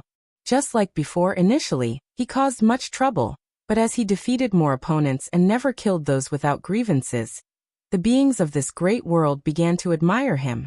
Guan continuously faced choices, the process being very relaxed. Since achieving the golden immortal realm, Ji had never been embarrassed, defeating whoever he fought against. No matter how many enemies came, he could repel them. Indeed, it was defeating, not retreating. Guan could distinctly feel a forward momentum emerging from Ji, something that past reincarnation bodies like Yang Xian, Longzhan, and Guxuan Yu lacked. After sweeping the world, Ji used the time-space technique once more. Unable to leave the River of Destiny, he continued to use the time-space technique. Wherever he went, he would conquer, and only leave when he had no battles left to fight. After sweeping through the 5 directions plain and great worlds, Ji achieved the Taiqing Golden Immortal Realm. After 30 applications of the time-space technique, Ji attained the heaven-opening Daoyuo Immortal Realm. Finally, he could break free from the constraints of the River of Destiny, returning to the path of the Great Tao. And then he encountered Taihao. At the age of 2,379,662, you met Taihao, an old opponent. Taihao challenged you, and you sensed a strong temporal cause and effect in Taihao, realizing he might have experiences similar to yours. Taihao was also in the heaven-opening Daoyuo Immortal Realm, and you gladly accepted the challenge, commencing a prolonged battle. At the age of 2,379,694, your battle with Taihao led to the collapse of the Great Tao. At the age of 2,379,695, You finally defeated Taihao. Taihao was disheartened but genuinely admired your strength, conceding wholeheartedly. He invited you to journey along the path of the Great Tao together. Do you choose to agree? No. Having been sworn brothers for a lifetime is enough. Being Taihao's brother is a deadly affair. Guan decisively made the choice, secretly pleased. As expected of Ji, Taihao had been defeated by Ji a second time. Even though it was clearly more challenging this time, but a win is a win. Far better than Gu Xuanyu, whose greatest achievement was mutual destruction. You refused Taihao's request, and Taihao felt regret, agreeing to meet again for another battle. You gladly accepted, praising him as still your greatest opponent, which pleased Taihao, and you both parted ways. After parting with Taihao, Ji left the path of the Great Tao, planning to return to the Taiwei Great World. Upon discovering that time continued to flow there during his time travel, albeit not as quickly as during his travels, Ji returned to the Taiwei Great World, and met Xingtian. Upon learning of his cultivation level, Xingtian was gratified, and Ji discovered that Xingtian was also a heaven-opening Daoyuo immortal. Xingtian invited Ji to participate in a holy court meeting. During the meeting in the Grand Hall, upon hearing that someone from the holy court was captured by the Nine Divine Mansion, Ji volunteered, willing to make a trip to the underworld, and after a moment's hesitation, Xingtian agreed to send him to the underworld. Seeing the words Nine Divine Mansion, Guan couldn't help but think of Gu Xuanyu's life. Encountering this force again, it's truly been around for a long time. Speaking of which, Gu Xuanyu harbored a deep-seated enmity with the Nine Divine Mansion, persisting even to death. This time, let's see if Ji can avenge him. Before the Nine Divine Mansion, Ji declared his origins, but was expelled by their keepers. He chose to force his way in. Having stood for countless years, the Nine Divine Mansion was not easy to shake, as they also possessed Daoyuo immortals. Relying on the time-space technique, even if unable to defeat the mansion's strong warriors, Guan believed Ji could escape alive. But Ji was tougher than expected. Even forcing out Miaozhen Daoyuo immortal, he insisted on fighting, and that Miaozhen Daoyuo immortal couldn't defeat him. Eventually, the pavilion master of the Nine Divine Mansion was alarmed, personally coming out to stop the fight, agreeing to return the Holy Court disciple, thus resolving the conflict. Afterward, the pavilion master invited Ji as a guest. Guan declined on Jis' behalf, but the pavilion master was too enthusiastic, holding on to Jis' hand, leaving him no choice but to agree. Se the Novel Fire. Net ** website on Google to access chapters of novels early and in the highest quality. The pavilion master hosted a grand banquet, gathering many great powers of the Nine Divine Mansion to introduce Ji, praising him as possessing the potential to transcend, and offering his daughter in marriage to Ji. Without waiting for Gu An's choice, Ji directly refused. If you find any errors, ads pop up, ads redirect, broken links, non-standard content, etc., please let us know. Report so we can fix it as soon as possible.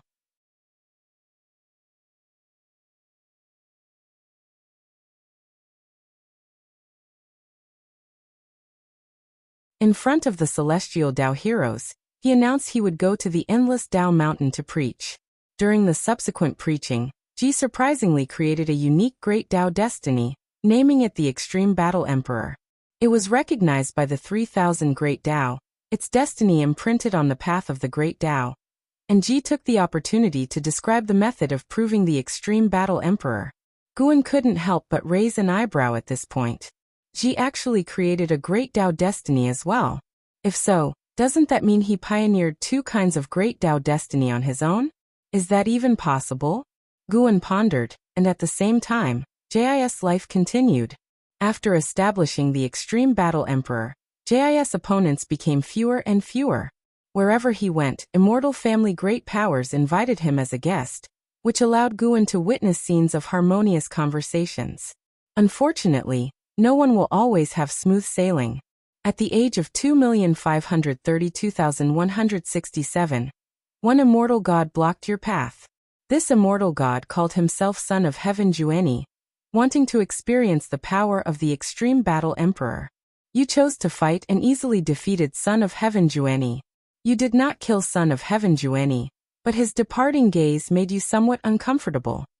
Upon seeing this hint, Guan knew that Jis' destined calamity had arrived. No seeker could avoid the celestial court after becoming powerful. Guan's reincarnation body could not live forever. He would eventually die, and within the heavenly Tao, death could only occur at the hands of the celestial court. SE of the Novel Fire. Net website on Google to access chapters of novels early and in the highest quality. Son of Heaven Jueni, Guan glanced over, seeing Son of Heaven Jueni cultivating within the celestial court, who was now also at the Tao Extreme Daoyuo Immortal Cultivation level. Among many Sons of Heaven, Son of Heaven Jueni's authority wasn't large, but his talent was outstanding. Guan only took a glance and didn't resolve to deal with Son of Heaven Jueni ahead of time. Despite the experiences from lifespan reincarnation, after defeating Son of Heaven Jueni, Ji continued his travels. The Tao Extreme Daoyuo Immortal Cultivation level allowed him to overlook all living beings. Without considering the celestial court, not many great powers could rival him. Being invincible is lonely, so Ji chose to retreat in a domain, contemplating a higher realm. Until millions of years later, the world he was in was illuminated, and numerous immortal gods descended. An immortal monarch stood atop the clouds, proclaiming Jis' sins, announcing that Jis' reckless time-space travels had disrupted the order of cause and effect, waging wars everywhere, disrupting the balance across realms, and not fulfilling the obligations of a Tao Extreme Daoyuo Immortal. The celestial court wanted to capture Ji and take him to the 9 heavens for interrogation. Guan naturally disagreed, choosing to refuse.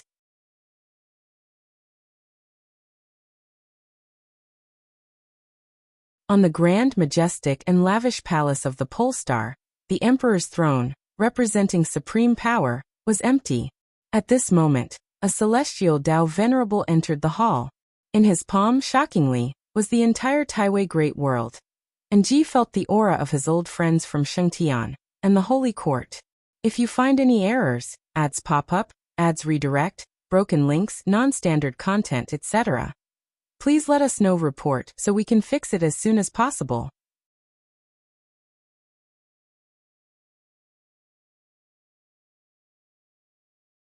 Chapter 829.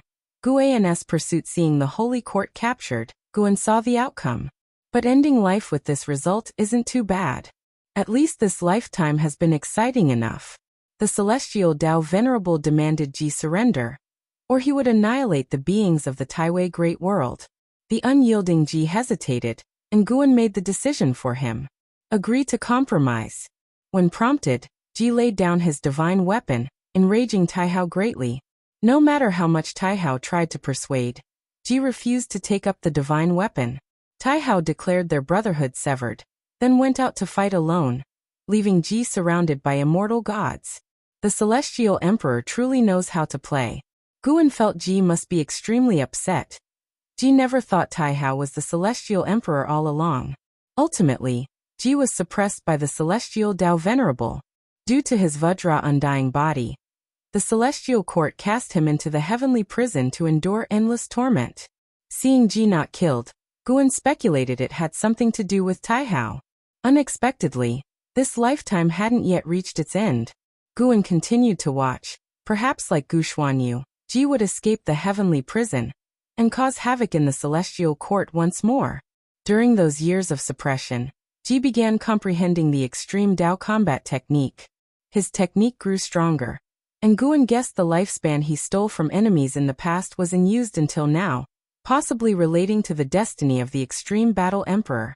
Regardless of the reason, after enduring suppression for 100 billion years, Ji forcibly broke through the great realm, reaching the Xianqi primordial immortal stage. A terrifying celestial tribulation shattered the prison restrictions, allowing him to escape. Pent up for 100 billion years, his combat intent soared, astonishing the heavens and gods alike, causing cosmic phenomena across the 3,000 great worlds, Great Tao Domain and the underworld. Ji then displayed his expertise, battling while crossing the tribulation, using heavenly thunder to fight. Under normal circumstances, one should not be disturbed during the tribulation. If mana and chi blood go chaotic, It might lead to demonic possession, followed by being obliterated by heavenly thunder. But Ji seemed unafraid of this, even showing the same in previous lifespans. With the cultivation level of Xianqi Primordial Immortal, even the Celestial Tao Venerable wasn't his match. Guan saw in one prompt he punched a Celestial Tao Venerable to pieces, scaring all the immortal gods to retreat. Unfortunately, the foundation of the Celestial Court far exceeded Ji's imagination. A colossal hand traversing ages attacked. Ji was unprepared. The first strike made him lose his cultivation level. The second disintegrated his soul, body, and spirit. Reincarnation ends here.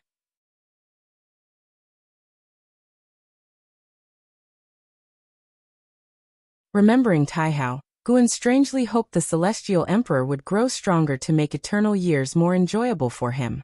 More than that, Guan was interested in an opponent Ji defeated. That person's growth rate was absurd, meeting Ji twice. The first time when Ji was merely a Taoist Zongzai immortal, and the second when Ji had become a Tao Extreme Daoyuo immortal. Each encounter had them at the same realm, which was remarkable considering Ji's growth rate was already very fast, almost absurd. Only the Celestial Emperor in reincarnation could keep up. Guan couldn't help but wonder if someone similar to him was growing secretly, unknown to anyone? It couldn't just be him as the most unique, with countless opportunities. In the end, it's a contest of character. Sitting by the lakeside, he savored the reminiscence. Waiting until dusk fell, he stood up, stretching, looking at the shimmering lake surface, seemingly seeing Taihao's figure. Looking forward to the next encounter. Guan smiled gently, murmuring to himself. Jis life allows him to ascertain the Celestial Emperor indeed contests with him in reincarnation. With the Celestial Emperor's capability, meeting Guan twice surely indicates he knows Guan is not simple. Yet he doesn't search the heavenly Tao but competes reincarnation body to reincarnation body, showing kindness. Though the Taoist field of the beginningless is strong, if the Celestial Emperor wants to search the heavenly Tao with a fine-tooth comb, he would eventually find it.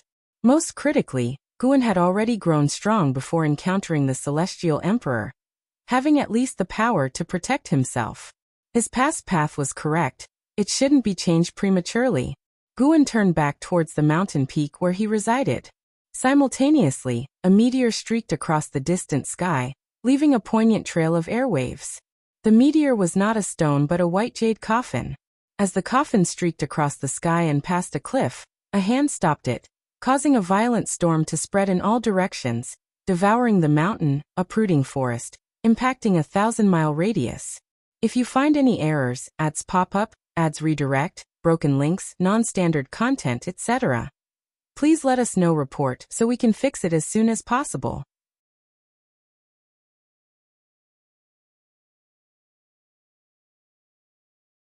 Chapter 830. The white jade coffin hung precariously above the cliff, held back by a man in white robes. His long white hair danced in the breeze, his face handsome, and an arrogance between his brows that could not be concealed. It was none other than Son of Heaven Ji Yan. Compared to many years ago, there was an added touch of world weariness about him. His eyes observed the white jade coffin, a nostalgic expression in his gaze, and he muttered to himself, "It's been a long time since we fought side by side." His identity as the Son of Heaven was never hidden. Ever since his ascension, he roamed the celestial spirit great world with this identity. Some pledged allegiance to him, while others scoffed. Things did not develop as smoothly as he had imagined. The leading heavenly spirit Tao alliance showed him indifference, making it hard for him to find a foothold. He had no choice but to employ his life-bound divine weapon. He turned his head towards the distance, his gaze gradually becoming cold and sharp. If he couldn't uproot the heavenly spirit Tao alliance, it would be difficult for him to become the master of this realm. Becoming the world supreme was his trial in reincarnation, and he couldn't fall here. The existence of Ancestor Master Wuxia once caused him concern, but after his investigations he dismissed those worries. As long as he did not harm the masses, Ancestor Master Wuxia would not intervene. Furthermore, he had visited the immortal gods who remained in this realm. He had a vague guess but did not reveal it. He only needed to focus on his tribulation. With that thought, He vanished with the white jade coffin from the precipice. Time continued to flow, never pausing for anyone. Millions of years passed in a blink. The dark heavenly court was eventually repelled by the celestial court, and the celestial Tao destiny of the 3,000 great worlds began to rise. More opportunities to ascend to immortality appeared in the human world. The celestial spirit great world was no exception, and one individual gained an opportunity for immortality, ascending in broad daylight, renowned throughout the lands. The desire to become immortal planted a seed deep in the hearts of all beings, making it even harder for Son of Heaven Ji Yen to act, as the awe people held for this Son of Heaven was waning. Rather than serve the immortal gods, why not strive to become one? Sir the Novelier. NET website on Google to access chapters of novels early and in the highest quality. The Heavenly Spirit Tao Alliance was stronger than Son of Heaven Ji Yen had imagined, but with his own talent and divine weapon, the power he established over millions of years reached a level that could contend with the Heavenly Spirit Tao Alliance. The current world power lay in the struggle between the Heavenly Spirit Tao Alliance and the Son of Heaven for dominion over heaven and earth. In spring, the Taoist field of the beginningless was brimming with life, with majestic landscapes as far as the eye could see. Guan was sitting in the mountain viewing pavilion, painting. Outside the pavilion, in contrast to millions of years ago, colorful small fish leapt in the cascading waterfall, adding more hues to the landscape. Two figures flew in from afar, landing swiftly in front of the mountain viewing pavilion. Zizai and Zhenqin. Zhenqin lifted the hood of her robe and respectfully saluted Guan. After greeting, Zizai spoke, "Ancestor, senior uncle Zhen has arrived." Guan turned to look at Zhenqin, who under his gaze, became suddenly emotional. She kneeled on the ground and said, "Master, your disciple has a request." Her expression was tense, her eyes full of anxiety. Guan did not ask Zizai to leave. Looking at Zhenqin, he chided, "Why are you kneeling? I still prefer the old you. You rarely kneeled before me and liked to joke with me." The reason he grew close to Shangguan Xiener was not due to studying books. The real reason was that Shangguan Xiener gave him a feeling reminiscent of past interactions with Zhenqin. To him now, engaging with others was tedious if they were too rigid. After all, he could see through people's hearts and would only care about the atmosphere of interaction, not anyone's motives. Hearing this, Zhenqin felt ashamed. Although her master treated her as before, she was no longer the disciple of the supreme sect she once was, making it hard for her to interact with him as she used to.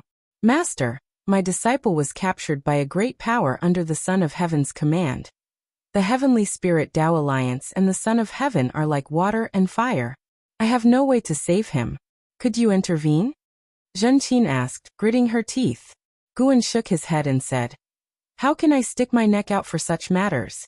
Your junior uncle will help you. Why not stay for a few days first?" "No, master, I fear something will happen to him. Please save him first, and I will bring him to visit you. Will that do?" Zhenqin said anxiously. Seeing her urgency, Guan glimpsed a shadow of her past self. "Very well, Zizai, accompany her on the journey," Guan said helplessly, indulging Zhenqin, a disciple with whom he shared 730 million years of master-disciple bond. Son of Heaven Ji Yen was the current heaven and earth hero. Wuxia disciple would not intervene in his conflict with the Heavenly Spirit Tao Alliance, and even if Zizai had a mind to help, he still needed to consult Guan. Zizai immediately took his orders, and Zhenqin thanked Guan before the two left quickly. Guan turned back to continue painting. Such matters were trivial to him.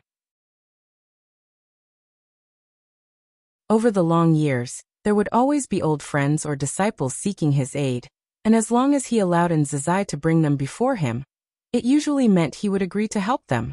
"Son of Heaven, I wonder if it is your scheme," Guan muttered, referring not to the present Son of Heaven causing unrest, Ji Yen, but to another Son of Heaven who was now rising to the power stage in the Celestial Court. This Son of Heaven had led the Celestial Court in repelling the Dark Heavenly Court, greatly enhancing his prestige and subsequently his celestial Tao destiny. He had even entered the palace of the Pole Star to meet the Celestial Emperor. Guan did not know what they talked about, but ever since then, the the celestial emperor disappeared, and this son of heaven began to take charge of the celestial court's authority. This son of heaven was ambitious, gathering various immortal gods while continuously releasing immortal fate to the human world, clearly aiming to cultivate his own following. Guan's eyes could see the future of this son of heaven. He was benevolent to all beings but ruthless to other sons of heaven, promising to eliminate them one by one, with Xianyuan human venerable perishing at his hands. This kind of destiny was unprecedented, emerging only after the dark heavenly court was driven back. When the tribulation of Son of Heaven Ji Yen ended, and he returned to the celestial court, tremendous changes would occur. That was certain, but Ji Yen could not know the celestial court's current situation. However, these matters did not concern Guan, so long as Yang Jian, Li Xuanmiao, and the celestial destruction god were safe from harm. The next morning, Guan was tidying up his paintings in the mountain viewing pavilion, when Nzizai returned with Zhenqin and Su Han. Son of Heaven Ji Yen showed a lot of face to Nzizai, and with Nzizai's cultivation level, they quickly returned. Su Han was already in clean clothes, looking nothing like a prisoner, and without a scratch on him. He followed behind Zhenqin, glancing around with great excitement, his face full of expectation. The three of them came to the mountain viewing pavilion to salute Guan, and Zhenqin even had Su Han kneel to thank Guan for his life-saving grace. It was not I who saved him, no need for such formalities, Zizai. Show Su Han around and settle him in. Guan said, and upon hearing this, Nzizai agreed, and Su Han rose to his feet. He dared not look directly at Guan, and only regained his composure after leaving with Nzizai. Why am I so timid? Su Han was secretly annoyed.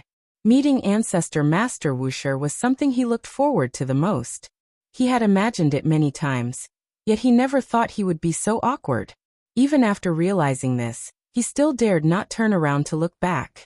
If you find any errors, ads pop up, ads redirect, broken links, non-standard content, etc., please let us know. Report so we can fix it as soon as possible.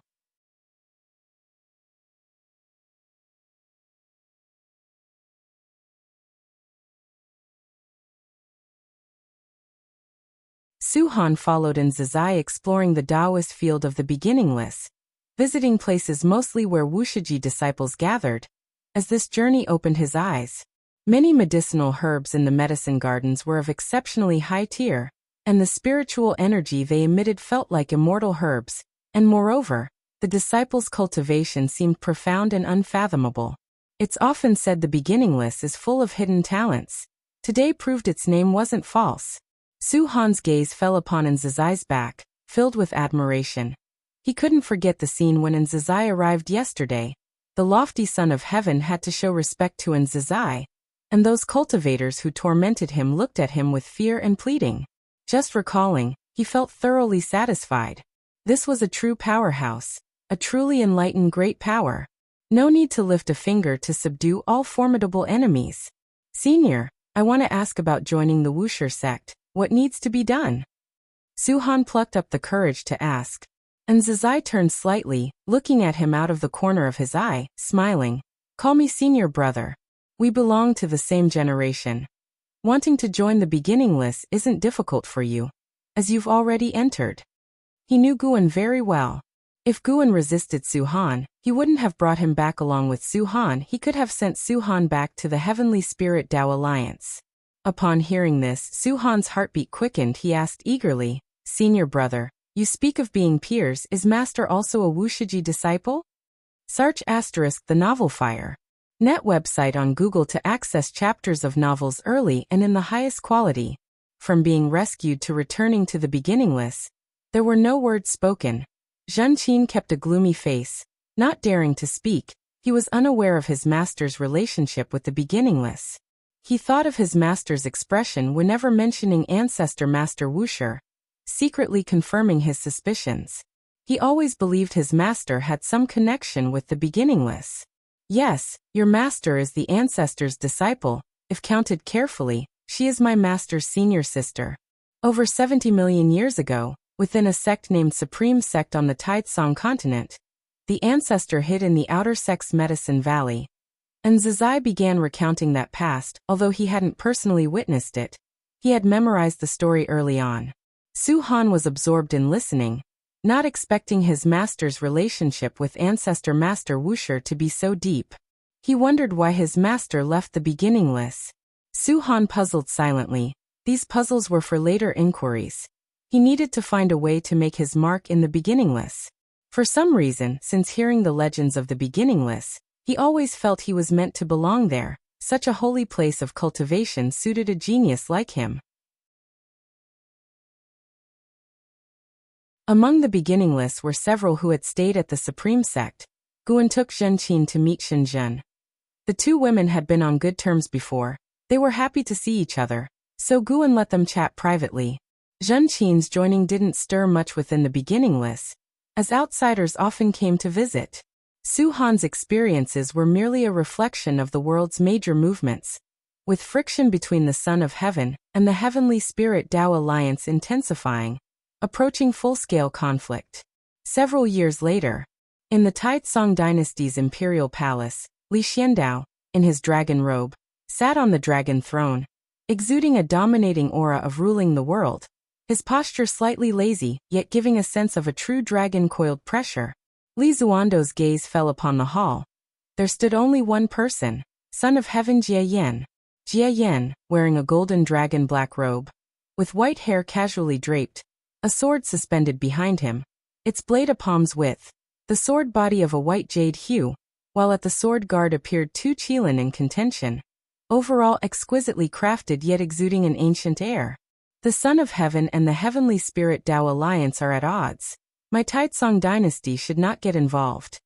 Li Xiandao slowly spoke, his tone indifferent. Having been emperor for over 70 million years, he was seen almost as a celestial emperor in the eyes of Taizong's people, and being experienced, he wouldn't feel nervous about the visit from Son of Heaven Jie Yan. He had seen immortal gods, much less a reincarnated Son of Heaven. Over the long years, countless prodigies emerged in the human world, from immortal gods descending to the demon monarch reincarnating, all witnessed. Son of Heaven Jie Yan spoke. Throughout history, the Heavenly Spirit Tao alliance has only restrained sex, establishing a kind of order distinguishing immortals from mortals. The imperial dynasty was not bound by the Heavenly Spirit Tao alliance, yet lost the upward opportunity. Your Majesty should feel the development of the Taizong dynasty has reached a bottleneck. Only by overthrowing the Heavenly Spirit Tao alliance is there a glimmer of hope. Moreover, I can guide immortal fate into the Taizong dynasty, allowing your Majesty to ascend to immortality and granting your people the aspiration to ascend. If you find any errors, ads pop up, ads redirect, broken links, non-standard content, etc., please let us know. Report so we can fix it as soon as possible.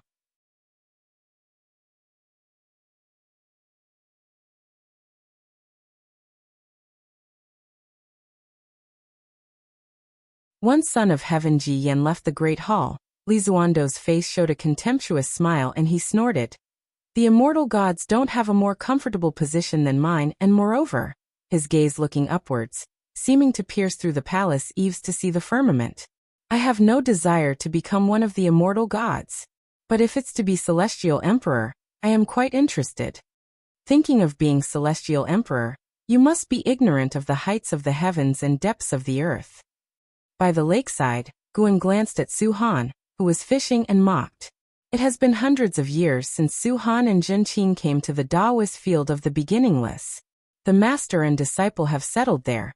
And ever since Guan pointed out Su Han's swordsmanship, Su Han often sought his guidance, and gradually, Su Han began to cultivate alongside Guan.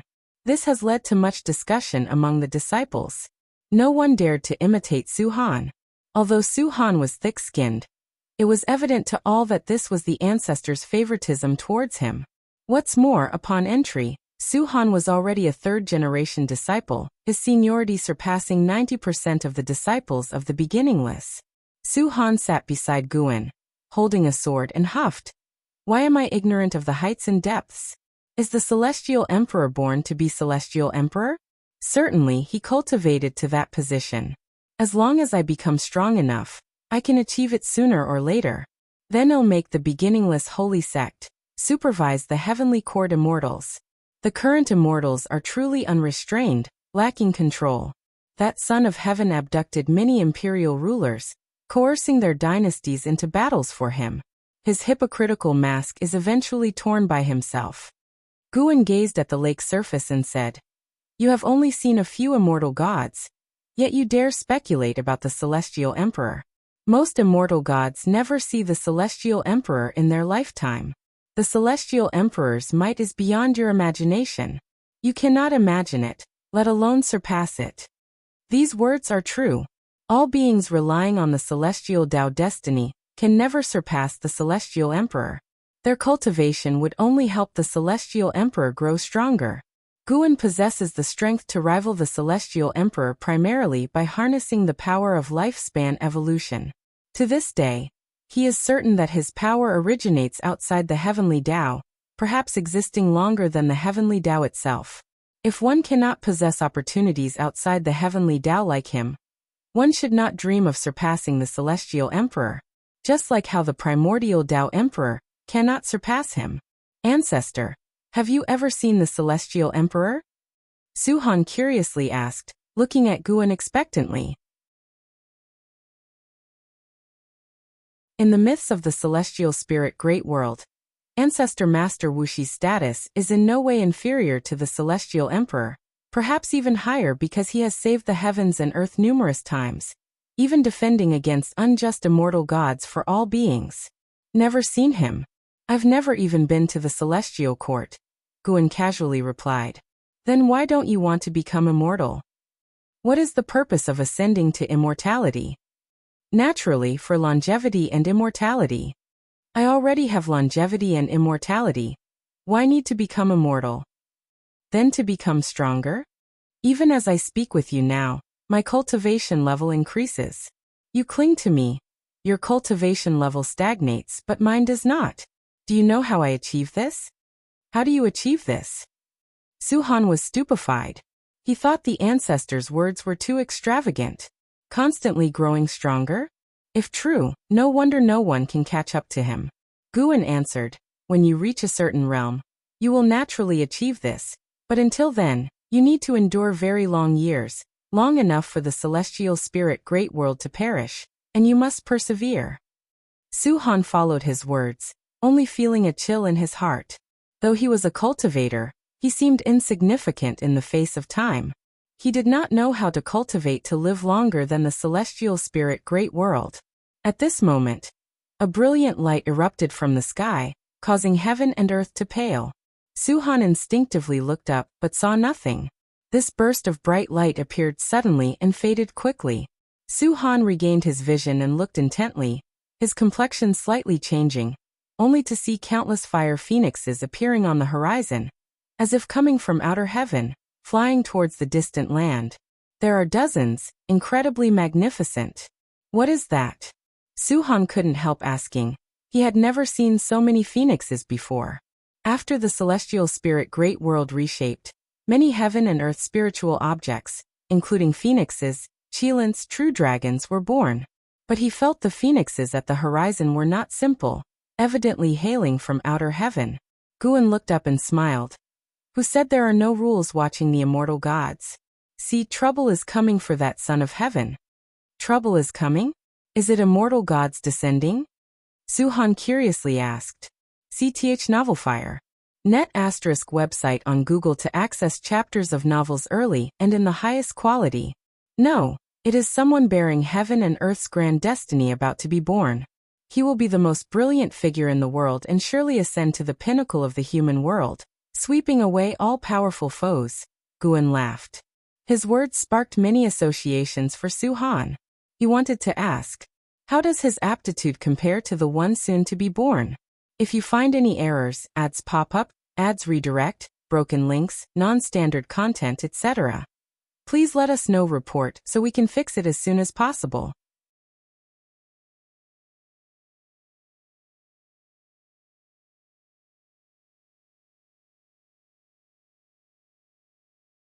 Of course, if that innate golden immortal were to return, there might be hope, but the innate golden immortal had long since gone to outer heaven to seek the Tao, ignoring worldly affairs. Perhaps he might. Guan, while practicing swordplay, answered. Despite the simplicity of the swordsmanship, when he performed it, there seemed to be a sense of profound mystery. Ancestor, you said that the birth of the child of heaven and earth at such a critical moment suggests that heaven disapproves of the Son of Heaven. And behind heaven is the heavenly Tao, so could it be that the celestial emperor in the legends dislikes him? After all, there are many sons of heaven, or perhaps the celestial emperor has his own favored son of heaven, and fears he will obstruct him. The royal family of human dynasties often has such occurrences. Su Han spoke enthusiastically, deeply interested in the future grand structure of the world. Since arriving at the beginningless, his perspective had broadened overnight, and he could hear about every major event under heaven, making him feel as if he were standing outside the red dust, observing the rise and fall of the tides. This feeling was wonderful, more wonderful than ever before in his life, and he thoroughly enjoyed his current life. Guan shot him a glance and said, "I've said it before. Don't use mortal concepts to speculate about the celestial emperor." Su Han chuckled and said, "Ancestor, why do I feel that you hold the celestial emperor in high esteem? You don't act this way when talking about other immortal gods or worldly great figures." "That's because I know how strong he truly is." "Who is stronger, the celestial emperor or you?" Faced with Su Han's question, Guan smiled and said, "It's 50-50. "What does 50-50 mean?" "Both he and I have a 50% chance of victory." "Hiss," Su Han gasped in shock. Although he was blindly reverent, he was at least a cultivator and knew what the celestial court's celestial emperor represented. One could say, the celestial emperor epitomized the entire heavenly Tao. Could Ancestor really be as strong as the heavenly Tao? He was suddenly excited, his gaze at Guan glowing with admiration. For a moment, he was at a loss for words, gazing at Guan with reverence. "I'm telling you this alone, you mustn't tell anyone else, or you'll invite trouble," Guan urged sincerely. He had concealed his cultivation level from the Su Han of the previous life, making Su Han believe he was cornered. In this life, he intended to treat Su Han differently. Moreover, he wasn't worried about news leaking out. If Su Han went about spreading it, he could erase Su Han's memory of these words in an instant, erasing their influence as well. "You're constantly concerned with world affairs. What requirements do you have for yourself?" Guan diverted the conversation. Su Han scratched his head and said, "I used to want to become the most powerful in the world, but after being defeated by the Son of Heaven's followers, I realized that mere passionate fervor wasn't enough. After joining the beginningless, my mindset has changed. I now think that the worldly distinctions of strength and weakness are meaningless. Compared to you, those who stir the winds and clouds of the world are nothing. They will eventually perish. Now, I wish to cultivate the path of longevity with you. In terms of ambition, you're far behind your grandfather. My grandfather was a great hero with the world in his heart. I'm not as noble as him. I can't compare, really can't compare." Su Han shamelessly laughed, knowing the connection between his grandfather and Ancestor. His grandfather had risen to prominence based on the legacy of the heaven-splitting axe left by Ancestor, a fact known throughout the world. Thinking of this, he looked forward to life by Ancestor's side even more. Millions of years later, standing beside Ancestor looking towards the human world, what wondrous sight would it be? Cultivate well. When your cultivation level is sufficient, I can recommend you to become an immortal official in the celestial court. Really? Does beginningless truly have a mortal fate? Truth or falsehood, the future will reveal. While answering, Guan swung his sword at him, causing him to hurriedly evade. The sunlight shone on the edge of his sword, casting a cold, sharp light, as if the entire world was losing its color. Time continued to pass, and finally, the forces of the Son of Heaven and the Heavenly Spirit Tao Alliance engaged in war. It was the Son of Heaven Jie Yen who declared war, coming alone to the Heavenly Spirit Tao Alliance to declare war, and causing a great disturbance. Although he did not destroy the Heavenly Spirit Tao Alliance, he caused significant losses, leading the intolerable Heavenly Spirit Tao Alliance to officially announce to the world their intention to eliminate all of the Son of Heaven's forces. Once more, the human world transitioned from peace to an era of turmoil. It is easier for heroic figures to emerge in turbulent times. Born with great destiny and hailed as the child of heaven and earth, Guantianyu rapidly matured through battles, ushering in a new era for all living beings. The new era bore new shining talents, and Guantianyu was the brightest of those stars. Millions of years later, Guantianyu reached the Zizai immortal realm, his power so formidable that even the son of heaven Jieyan admired and frequently sought to recruit him. On this day, the celestial gate deep within the universe lit up, startling the celestial spirit god to rise and pay respects, awaiting the emergence of the being within the gate. If you find any errors, ads pop up, ads redirect, broken links, non-standard content, etc., please let us know. Report so we can fix it as soon as possible.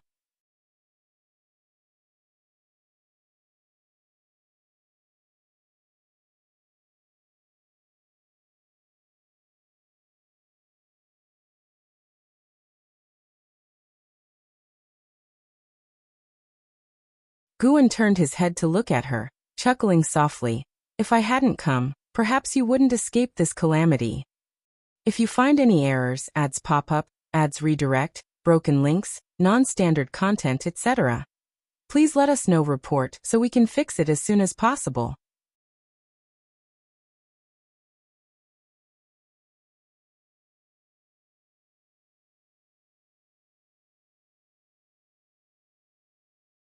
In her view, the celestial spirit great world shouldn't harbor such talent. Guantianyu's emergence must have been orchestrated by a more powerful entity. Guan continued, with 3,000 great Tao and infinite creations, all beings possess a sense of pride, thinking they can master everything and that they are unique, thus neglecting the heaven and earth that bore them. If beings are indeed the most wondrous of creations, then the heaven and earth nurturing them must operate on an even higher level. He spoke of his understanding. Though heaven and earth seem fragile, their creations are supreme. Even if a world turns to ashes, its creative force remains and will give birth to new worlds. Though mortal spirits can't perceive this creation, only a Tao extreme Daoyuo immortal can barely glimpse this omnipresent, immense creation imperceptible to mortal spirits. And surpassing a Daoyuo immortal, one can further perceive the creation of heaven and earth. Though the celestial spirit great world is weak, it remains a great thousand world that has existed for countless years. The creation it secretly harbors is beyond the imagination of all living beings, and the impending crisis from Son of Heaven Jieyan's arrival has prompted it to bring about Guantianyu. Though Guantianyu is born of the human race, the mystic destiny of heaven and earth continually transforms him. To put it bluntly, unless a power surpassing the celestial spirit great world emerges, no one can slay Guantianyu within this world, not even if he wished to die. The creation of heaven and earth. Ji Xiaoyu was lost in contemplation. It seemed she had grasped something, quickly transitioning to a state of enlightenment, forgetting her own calamity. She could enter this state so swiftly not due to exceptional comprehension, but because Guan enveloped her with his Tao intent, aiding her enlightenment. Guan watched Ji Xiaoyu with expectant eyes. He had many old friends, and while he cherished them all emotionally, in terms of potential, only Ji Xiaoyu could surpass and carve her own path, possibly even beyond what he foresaw. Moreover, Ji Xiaoyu held a competitive spirit towards him, desiring to surpass him. Thus he eagerly anticipated her growth. He suddenly understood the Celestial Emperor. The Celestial Emperor allowed immortal gods to act wantonly, allowed the dark heavenly court to grow, perhaps genuinely hoping for someone to challenge him. Upon reconsideration, Guan felt he had misunderstood. How could he empathize with the Celestial Emperor? He mustn't adopt such a mindset. He can look forward to others growing stronger, but mustn't consider himself the strongest. While Ji Xiaoyu was in enlightenment, Guan repeatedly instilled a notion in himself. He is not yet the strongest. There are stronger beings within the heavenly Tao. He wasn't thinking of the Celestial Emperor, but of an existence yet to appear. Much time passed.